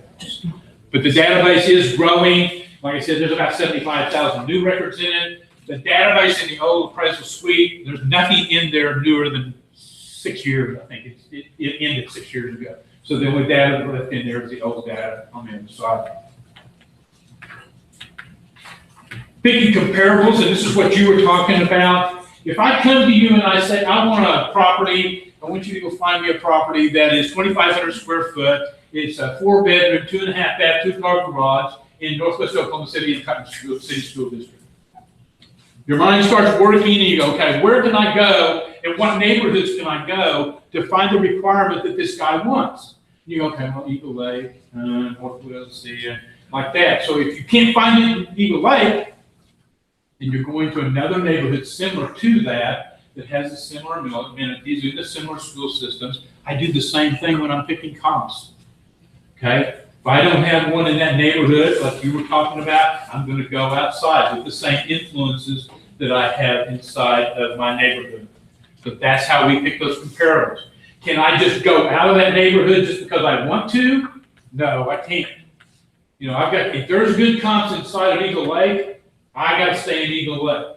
If I start jumping neighborhoods without a reason, underwriters are going to get me, and the first thing that's going to happen is I'm going to be sitting in front of my disciplinary committee in the state of Oklahoma trying to justify why I'm anywhere I needed to just to make the sale happen. So as a result, I'm going to stay in the market that I'm supposed to be in because we're getting good values out of that and not jumping off to the side. Now, what if your only comparables are some repos? Like there are other Okay. homes in the area, but they're all like been repos or bank owned.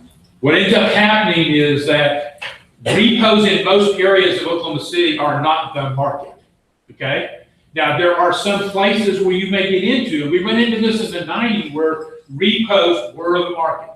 So we were using repos, but now when you get into a situation now, unless I'm seeing like 30 or 40% of my market that's repos, I'm gonna stay away. I'm gonna make those out of my analysis and get rid of it completely. I don't wanna use repos. If I do use a repo, it's in a third position when I have to. I'll use the other two comps. They'll come in higher than the repo, and then I will make an adjustment based on the match pair analysis with these two and state in my appraisal there's a repo not in the same condition as the other two properties, and you bring it to the bottom line. Okay? So if it's 30%, the market in that area, majority of them. Could be anything. Yeah, because I mean, there was markets in Oklahoma City that dropped 30% in 6 months. I mean, it fell into nothing. It was unbelievable. Nichols Hills took a 25% jump and bottomed out in 6 months. Big major homes sitting there.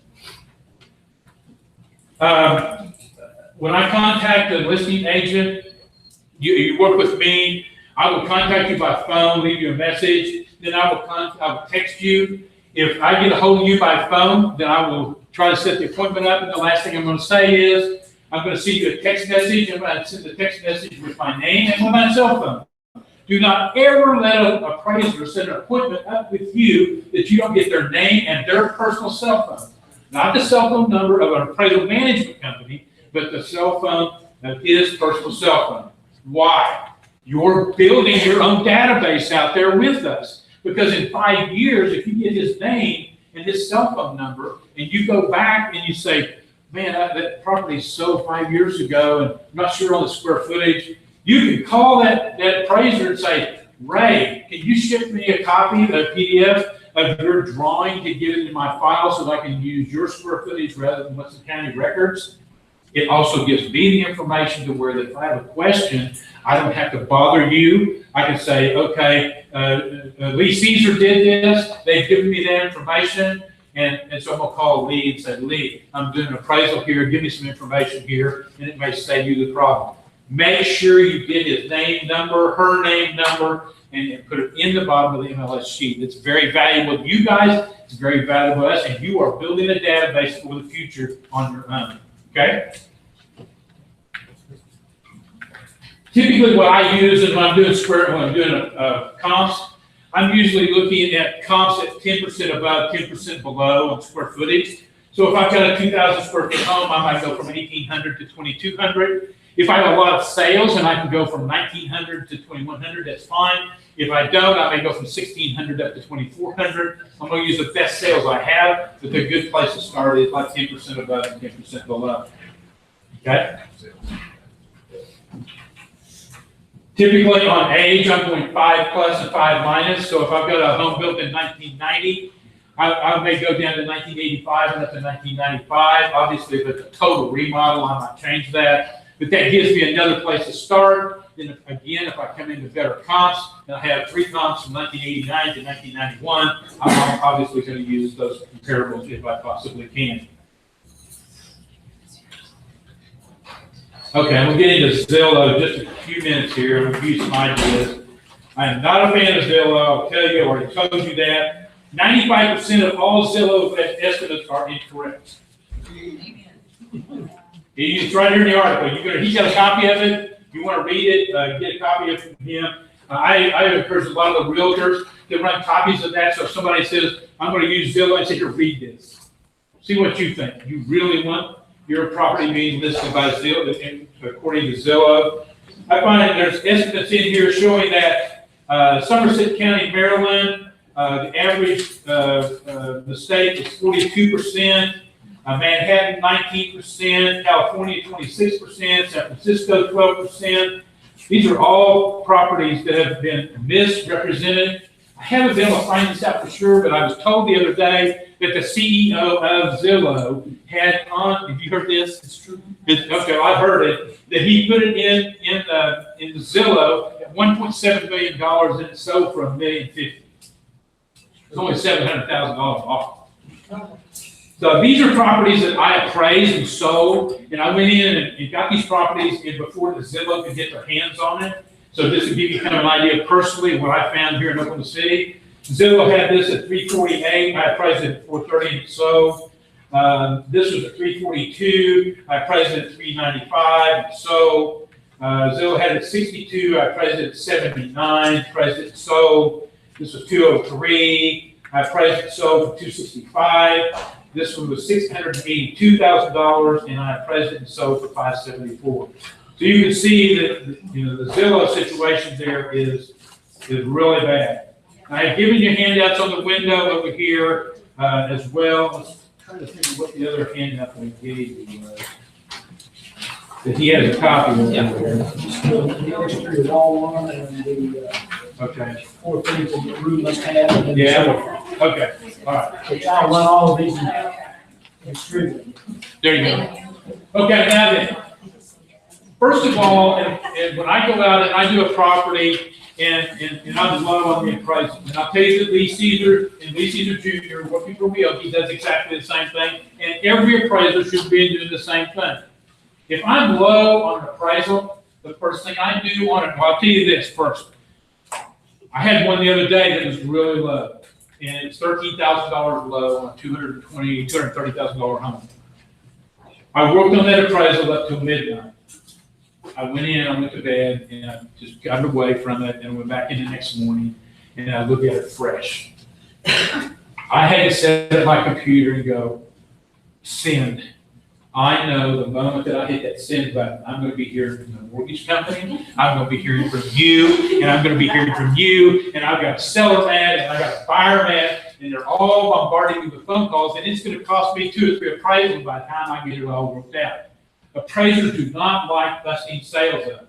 This particular property sold for $230,000. I appraised it for $217,000. I literally spent an extra 3 hours trying to find any way possible. It was an absolute dollhouse, total remodel on the house.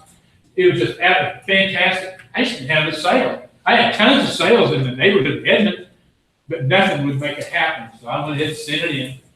The realtor called me back 2 days later and said, Ray, said there's a comp in there that sold for $105 a square foot. I think we were around the 100 a square foot, 100 anyway. It's like $5 or $6 a square foot more.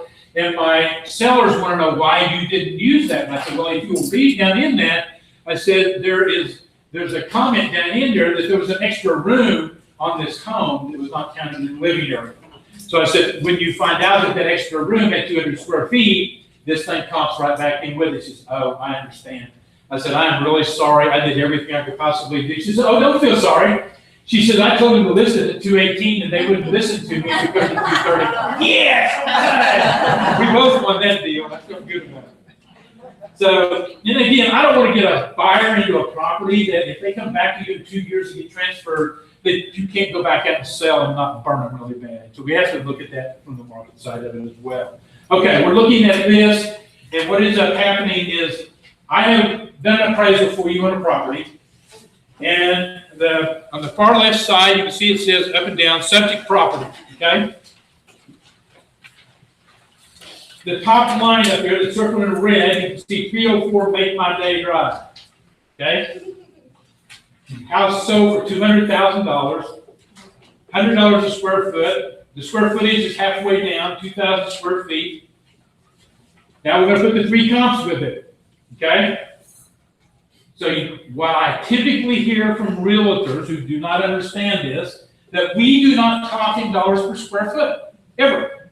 We talk in sales prices plus or minus amenities. Because amenities like swimming pools, storm shelters, sprinkler systems change prices per square foot in that neighborhood. So you have to be real careful when you start using price per square foot, okay? They'll call me up and they say, look, you busted a sale up. I'm going to send you 4 or 5 comps so that it proves to you that it's worth it. So they start sending me comps on a 2,000 square foot home. They're 13, 14, 1,500 square foot. Fannie Mae says this, okay? That if you have 2 properties set side by side, one's 1,600 square foot or 1,800 square foot, and one's 2,000 square feet, The main value in those two properties are the lot, the garage, the kitchen, and the bathrooms. So you're adding another room, so we're not gonna allow you to make $100 square foot adjustment going from 1,800 up to 2,000 square feet.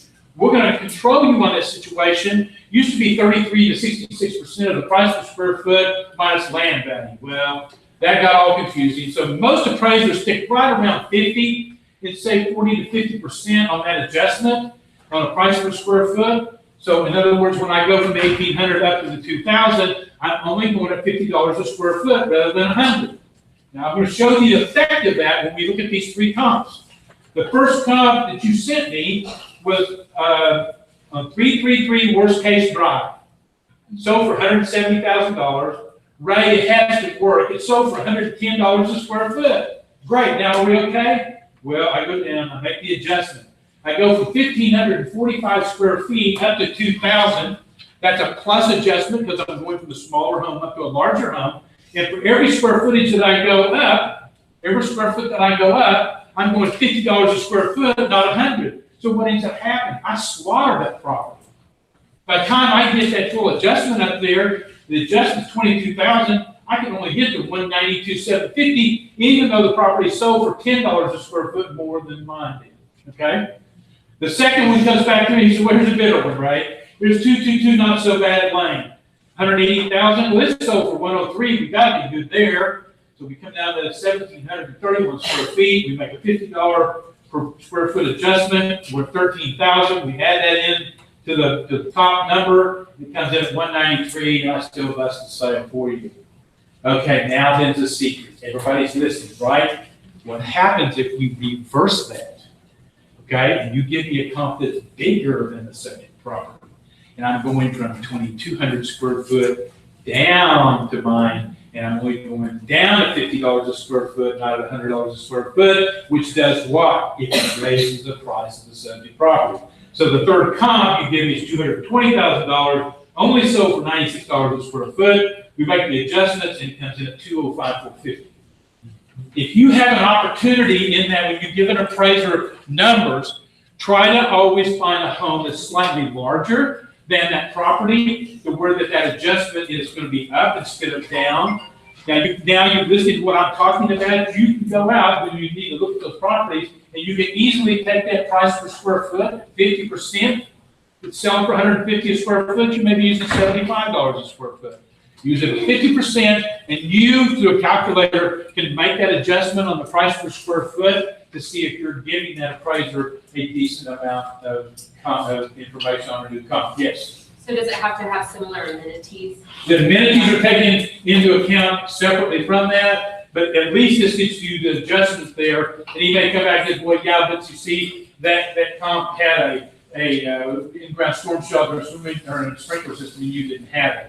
So realize that you're going to be looking at those, and if you possibly can, make sure your amenities are similar to the subject property on the comp, but you're always better off. And where I see it more often, the appraiser goes, oh my gosh, here we go, 1,300 square foot on 2,000 square foot. The reason is because I slaughter it when I make that adjustment. You have to understand that, so you talk in my language, so when you send those comps through, the appraiser listens to you. They realize that you understand how that adjustment works, and that you're giving them comps that they really need to sit down and look at. Okay? I'm done. I hope that helps. I enjoyed it. Thank you for the input. I always learn from it. That's fantastic, extremely valuable, Ray, and I appreciate it very much. I'm thankful that you provided this and put it on two-sided, and if you sign that document, that book back there said you were here, I'll get it in your mail slot. And we're good. Ray, It's good. I'm glad to have some patience. last week, we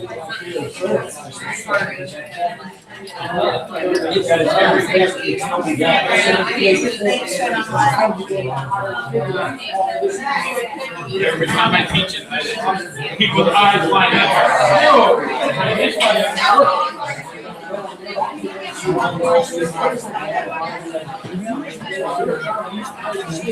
but it will work. It never worked. They just tell us. They changed the order direction 5 times.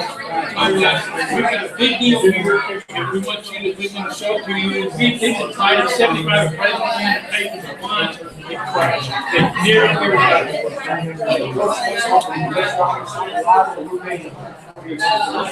Yeah. I don't even, but if you need anything for me, just say. Yeah, absolutely. How you doing, man?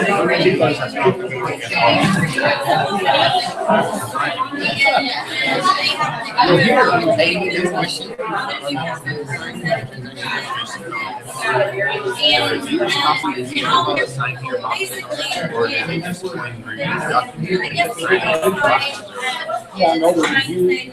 I think what you mean reviews. I'm not sure I understand. Transaction based.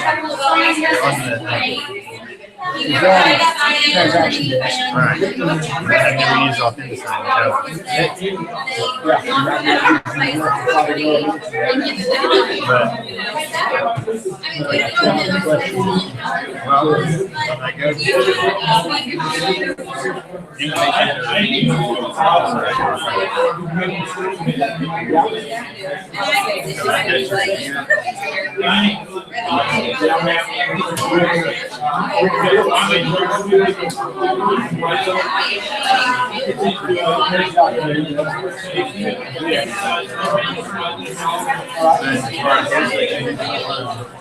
I go I sent it to him, and I put the box there. And I put the boxes on all the corporate places on the review.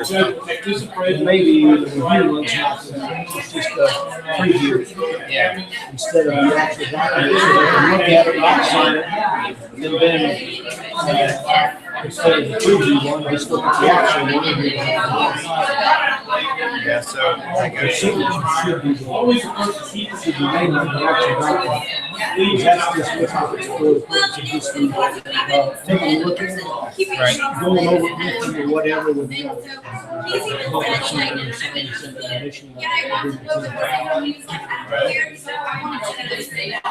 Suzanne is very, very familiar with this, and so she can certainly answer the question. I don't know. In fact, she likes it better than It says the same action is occurring. okay, so they've already signed it, or something like that. I You or them. I did when I reviewed it. When I go to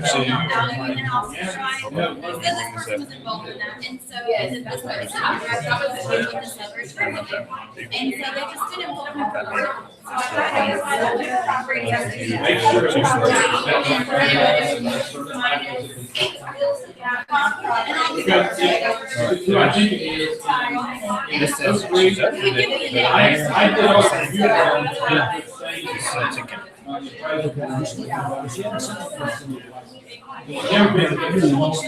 Well, then maybe it would be the records, because they said that this one time to the results. No,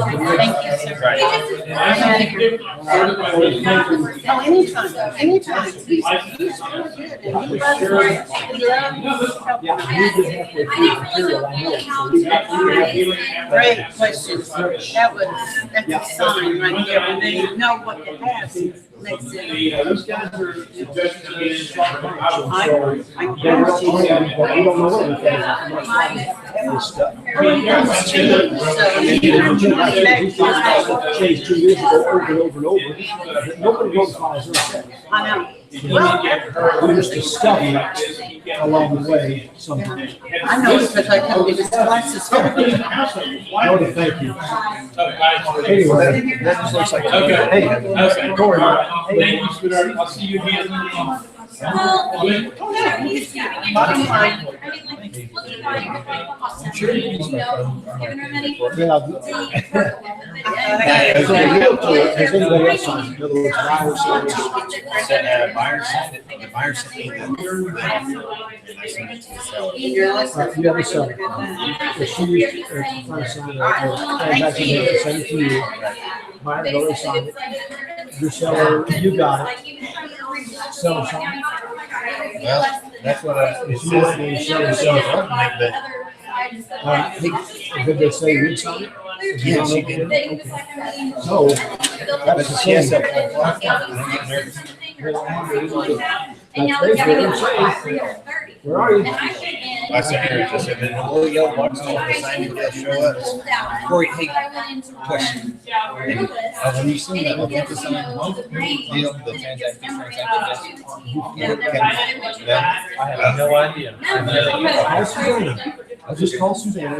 It's 204-5925. It's my number with a 5 instead of a 7 at the end of it. I just didn't really completely advise him. And She will know everything about it. 205. 204 5925. Just tell her I gave to her because she thing likes it better than not Luke. So she'll know if anybody does. What normally is on this. Okay. Now the other thing is a phone call to the other person or something to reach them and say, Hey, what's going on here? respond. Well, I'll call Suzanne and ask her if Cheryl. See what kind of face. She will know the answer. She's an answer. If she's right. Okay, thank you so much. Where's it located? it's in that river, edge. River Bend? Yes. In 63rd and Council. Well, it's right there in Newcastle, when you get off on the church. Oh, exit, okay, yeah. Those brand new ones. Yeah, they got a story in this. Yes, yes, so it was built in 2015, and, I'll give you your information but what he was told, he provided, I gave you 3 different appraisers that I know him, and he provided, I have to go back and look. I got one from my lender. I got one from Dawn, which may have even been you, but I didn't get the name. And then I got one that I'll have to look at the names, but I gave him those 3. He said he provided them. They contacted all 3 of them, and they said that none of them would be willing to go to court. That's a cruel situation, because I don't care how good the appraiser is, they destroy you. You got it's unbelievable. And you want your money. Like I said, I probably testified 30 times in court, and 2 or 3 of them absolutely horrific, and there's a large amount of money. I mean, he's just looking at a difference of about $40,000-$45,000 here, and he just wants it to be fair. He was like, I just seriously don't think that my home is getting that much value in 2.5 years. But he was like, because I can afford to pay her all the that it's gonna require, but he just wants it done fairly, and I don't really even know how to tell him everything on that, like, even to advise him. While you're talking, I can pull the information, the names of the people that I gave him.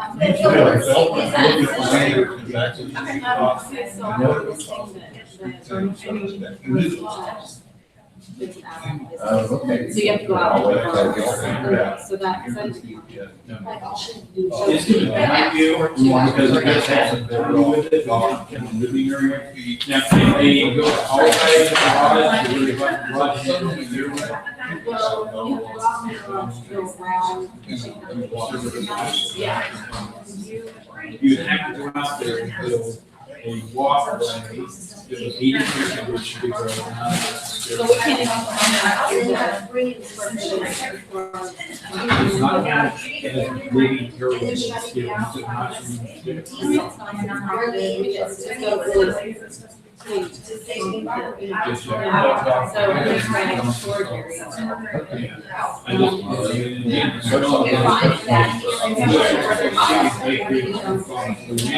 Especially.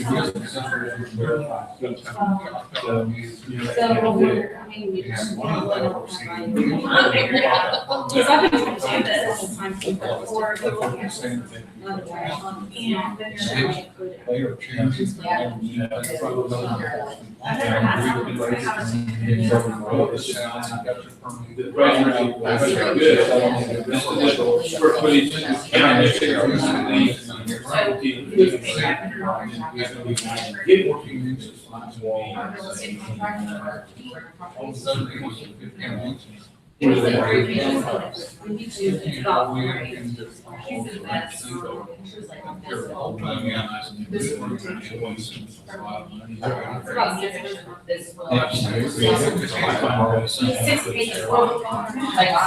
can spend, well, I mean, somehow, some way, I either reverse that steer way, I can do something. Because, you know, even if it costs $5,000 or $6,000, on 600 square foot, you're talking about $80,000. Yeah, so if you don't have any.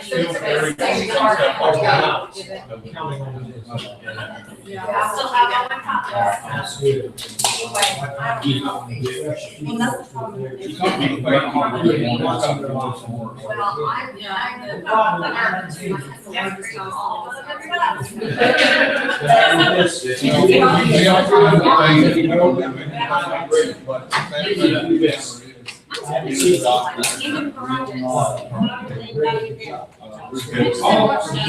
All of us find it really hard because it's really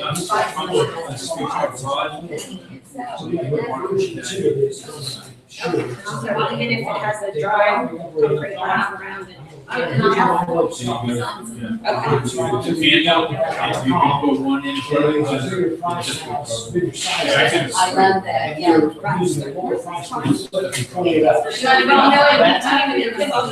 want to sort out there and take a picture of it, on my son.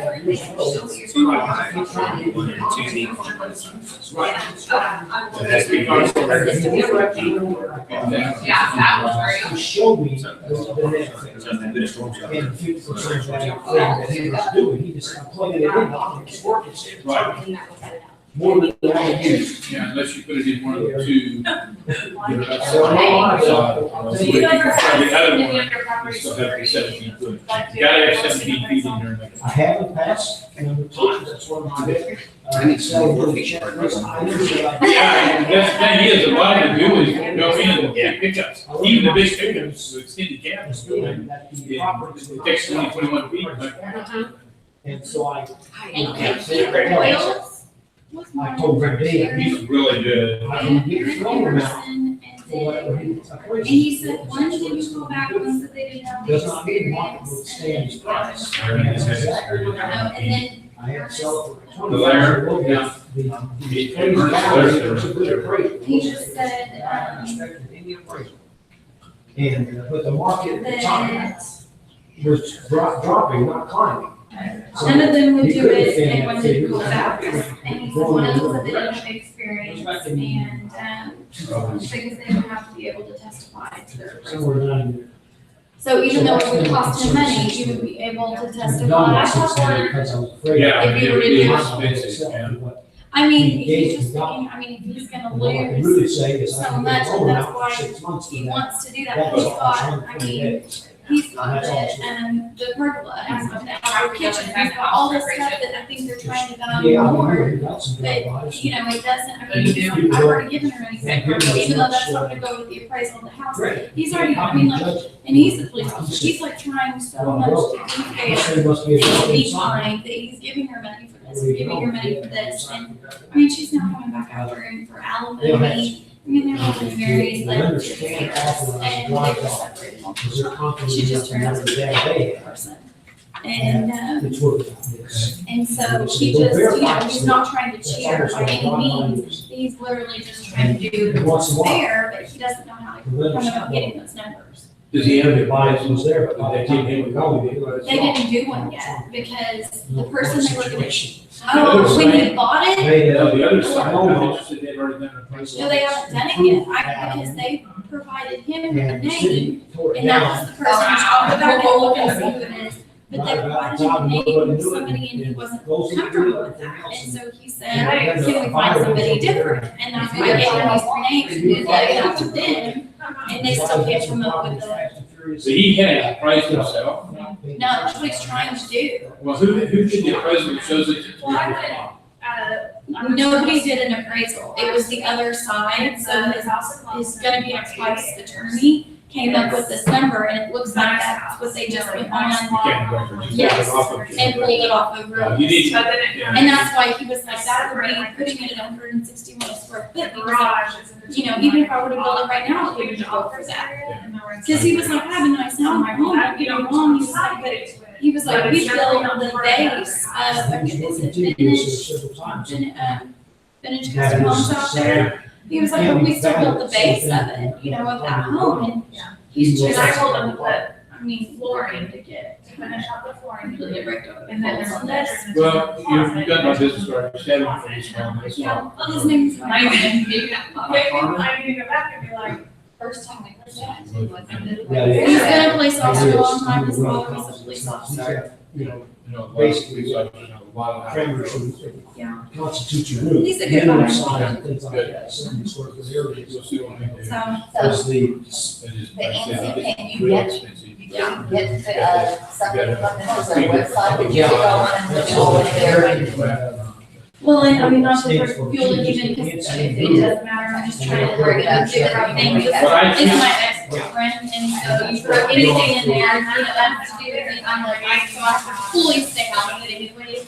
I'm just trying to help her do that. What I typically do is I force the husband and wife to get together and agree with whatever number I put on it, and get, period. because it was usually. Not another price, and a big fight. Over what's the. So that stops it, you say, I'm not trying to hire $6,000. Because both presidents have big time money, they'll come to me, and trust me, and they have to decide that that's the value, I'm gonna be fair to both sides, that's the value. So, you know, That's now you point to the divorce. If they do that, then That's a nightmare. Okay, that sounds great. Thank you. Sorry, Bonnie, please. I thought you were friends. She's been talking, we kind of really gotta, One cut you off. quick, there's a room over Because now it's his fault, but on the fall. outside the house, like in the house, the garage. You go upstairs, I must say this. And you, the walls only go out to 5 foot, and then they go back up to 7, right over the garage. You have that space, and you have to leave the house and go into the garage, then you go upstairs. I mean, there's a lot of mom and pop shops that I know they have to pay insurance, but That's my I yeah, it does have some value, but it's not, that's gonna be determined by the price, which is not living area as per definition. So we wouldn't sell it 80, 90 square foot. So maybe half. Those things. Okay, so I had something happen, no, years ago, that I just figured out recently. So, a couple years ago, I sold a realtor, I sold the house, the buyer, they wanted to buy the house for the list price of Right, most 190, she's like, I don't care, I will lease the house, I will pay that. And they were. Whatever, so it appraises for like 200,000. And I was like, okay, great, moving on down the road. Well, a couple months ago, she called me, she said, here's the years. Oh, gosh. So just march through all that stuff. This guy I would take, judges.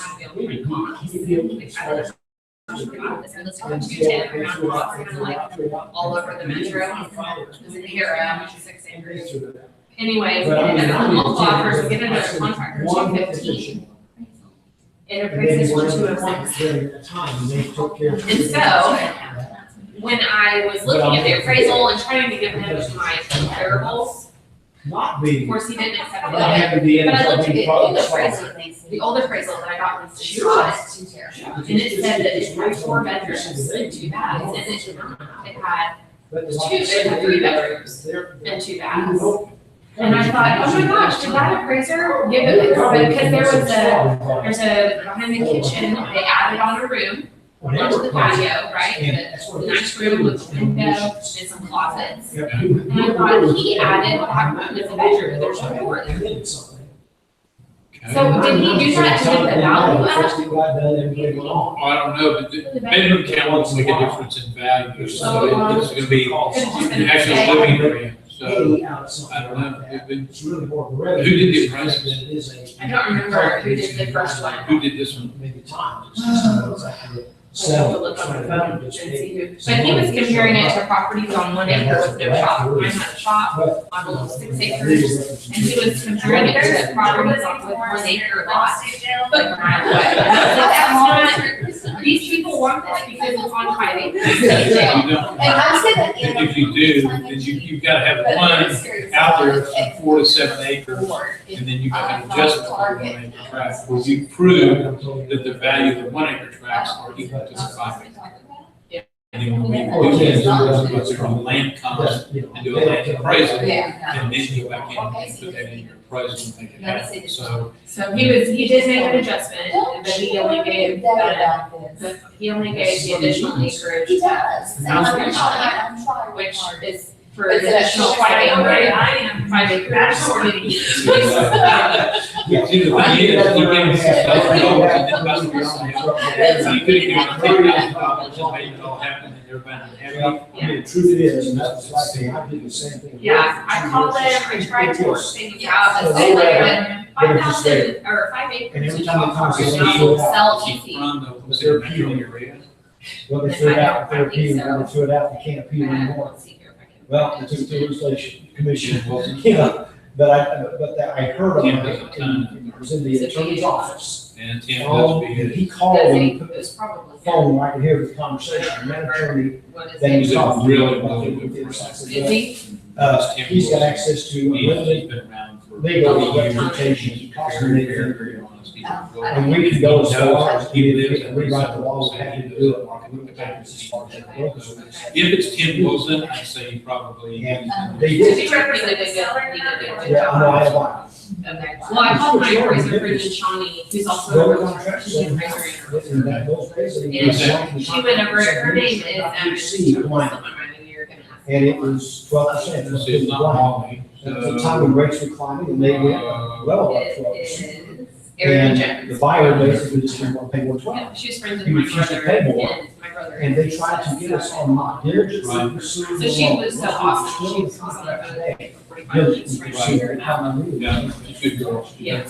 But that, they would take that little, those Well, words. we should be and try to divided. use him. You want to check see if it's Tim Wilson, They because if never- it is Wilson. I'm driving, it's hard when you pull up and show that house. Did and he say, do a "Okay, good job?" I used Yeah, to I get was target. I was just curious what your thoughts were, if that 4 bedroom made a difference or not. Well, see, that's one reason that you have to be And I got a careful. legal guy to go over Those this. properties, you can be honest about it, because. So that's what he literally said to insurance. I heard And you him when want I to make sure heard say that that. people can get, unless the economy turns. That attorney looked at me and said, well, Property, we best can closing defend this costs. as far as it goes. Right. If you have that big, what he's. Yeah, the buyers met us halfway, so they brought more money to closing, and she left all the washers and dryers and lawnmowers to try to, so she ended up bringing $2,000 to closing, I felt, you know, Wow. horrible, but That's tried my true. best. So that's all it was. Sometimes it just happens that way. Yeah, it's not in there anymore. Have a good day. You too, thank you. Okay, I gotta go. Blank out. But Bye, Johnson Anyway. girls. Bye. Gary, good to see you. Good to see you too. We did this especially for you because you couldn't come the last time. Well, I was wondering if you wanted, because I absolutely wasn't. Not really altogether, but it sounds really good. It did sound really good. It did. Aaron Anderson came in a few weeks ago, and I was working with him for a while too, and he basically sounds just like you. And he's capable of speaking in front of people. I don't know what your skill set was, but it's excellent. And so I like people that can come in and know the subject matter, that can command the attention of the room like you have. They were a lot of the time ago because they were totally focused on this really great information. We've confronted a lot of this stuff. You said plus or minus 10%, the Right. 5 you know, all that stuff. I've worked for another 20 years. I've been at this 40 years myself.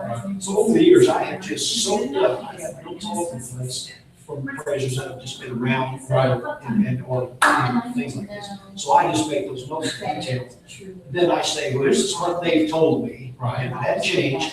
Right. This is what I think the thing is. So I'm gonna get several things that confirm what we've taught, but several things that we've never really actually touched on. Now, I'd be surprised if it's good adjustment, and everybody go, what? yeah, and that is when I've used Aaron. Aaron's the one that taught me that some years ago when I had a situation in Norman, and he kept saying, "Mom, using your name comp, I'm plugging it in, it's hurting." Right. Okay, explain that. You took the time to explain it. Right. It's been years ago, and I finally understood how that was, but that illustration, I never had.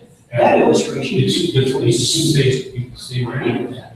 But I noticed you got about 2/3 of the way through your material, and you could go another hour or two if you wanted to some other day, probably with stuff that you could share that was that time. This is, the class we set up was a 2-hour class. And when I get people who are active like this, it takes a full 2 hours to answer any questions. But I learned from it because it enriches what I've learned and it brings things back and lets me stay up a little bit on that. So. Yeah, I appreciate that. You know, just the general attitude we guys have had, and you're the guy, kind of appraiser we hope we get, where when you said something real important to them, I've taught them. You can talk to these guys. They have had people say, "You're not supposed to be talking to me," and you just confirm that. So they kind of, I brought up the NAR stats and everything else, or we policy on the matter, and appraisal, information on that. So here's where it says you can. When I get into, when I usually tell my classes, I did today, if you get into a situation where an appraiser tells you, quit trying to influence me, you're not influencing, all you're trying to do is give me comps, you need to go someplace else with your book. You need to get out of there and leave, because unless they change the appraiser back, there's no reason for that, period. You'll never see that. Scott go for Stuart Zink or me, and probably not Aaron, or not a note from Lee Caesar. I mean, all of us understand that we're kind of in this together. We're listening and opening. And I did make this comment today, but I usually do. There's times when that realtor may live in that addition and they know a hell of a lot more about that addition than I do. And they know a distressed sale that was not beat up. Absolutely. It was a fire sale. I gotta get out of town. I gotta Right. get this kid in another school district or something like that, and you know that stuff, and can basically say, here's why that sale is that figure, and it's explainable if they live, and I have no. But once you do that, I write that in my notes and I can throw that out, or I can make an adjustment for it. That there was a sale that was influenced by a divorce, or it was influenced by a death, or something like that. So it's not what we would consider a true market value. That's right. Your comment about having a database of the appraisers' names, and I have hundreds now in my database. They're all under appraiser, and so I have virtually everyone. I might probably have, I don't know if I have yours or not, but if you've ever done an appraisal for us in the last 40 years, you probably have several. Probably. We have just noted the cell number because it's exactly right. Once in a while, we're basically just touching base, usually during the transaction. After that, rarely. Yeah. But during the transaction, sometimes we just need to talk, and I just like to know, how can I get a hold of them? Yeah. Because I've got the right. So listing agent, all that communication stops between the appraiser and the listing agent the moment I leave the property. So then it has to happen because buyers issues. Good to know. Good to know. I basically said, the lender is the customer as far as the appraiser is concerned. Right. But they and the buyer can authorize that thing to be shared if they That's wish. exactly right. Yeah. And, but ultimately, that's whose appraisal it is, and they all think it's the buyer's or the seller if it comes in low. We have to be just so careful because if we divulge information to the seller, all of a sudden they say, well, hell, that appraisal more than what I thought. We'll bust a sale. We'll go get another contract for, the 107 instead of the 100. Yeah. So we just have to be really, really. Yeah, and we're careful about that too, just to say, well, they didn't appraise for enough. That's all we know, and that's all we need. Yeah. And it's irrelevant whether the appraisal. The only time it usually comes into effect is if you happen to get closing and the buyer goes, hey, it appraised for $20,000 more than. And then that's where they handle the copy. Yeah, I had one the other day, it was $35,000 more than the sales price on it, because the realtor, they used the county records, and it was 350 square feet, it was in iron, which is $160 a square foot. That's why we need to validate what size is this, because we're scared to measure our people on. Well, I measure all the time for the builders, so, they call me. What's your charge on? I charge $100 on something like 2,500 below, And then if it gets up above, if it gets above that, or in the, what we call wraparounds on the corner, or, you know, the big second stories that have like 15 different angles on them, and those are strong bid prices, so they would be $250. And so most of the $100 is mine. It's good to know, Yeah. because ultimately, it's worth that, almost in every instance, if there's any question. Because Especially when you get, and that is 300 feet and $100 a foot. yeah, it's 160 bucks a square foot. Yeah, That's that's huge. How much is $100 measured worth that? Yeah, absolutely. All right, but I appreciate it. Everyone, tune in. I appreciate it so much. You bet. Thank you. Have a good day. You too.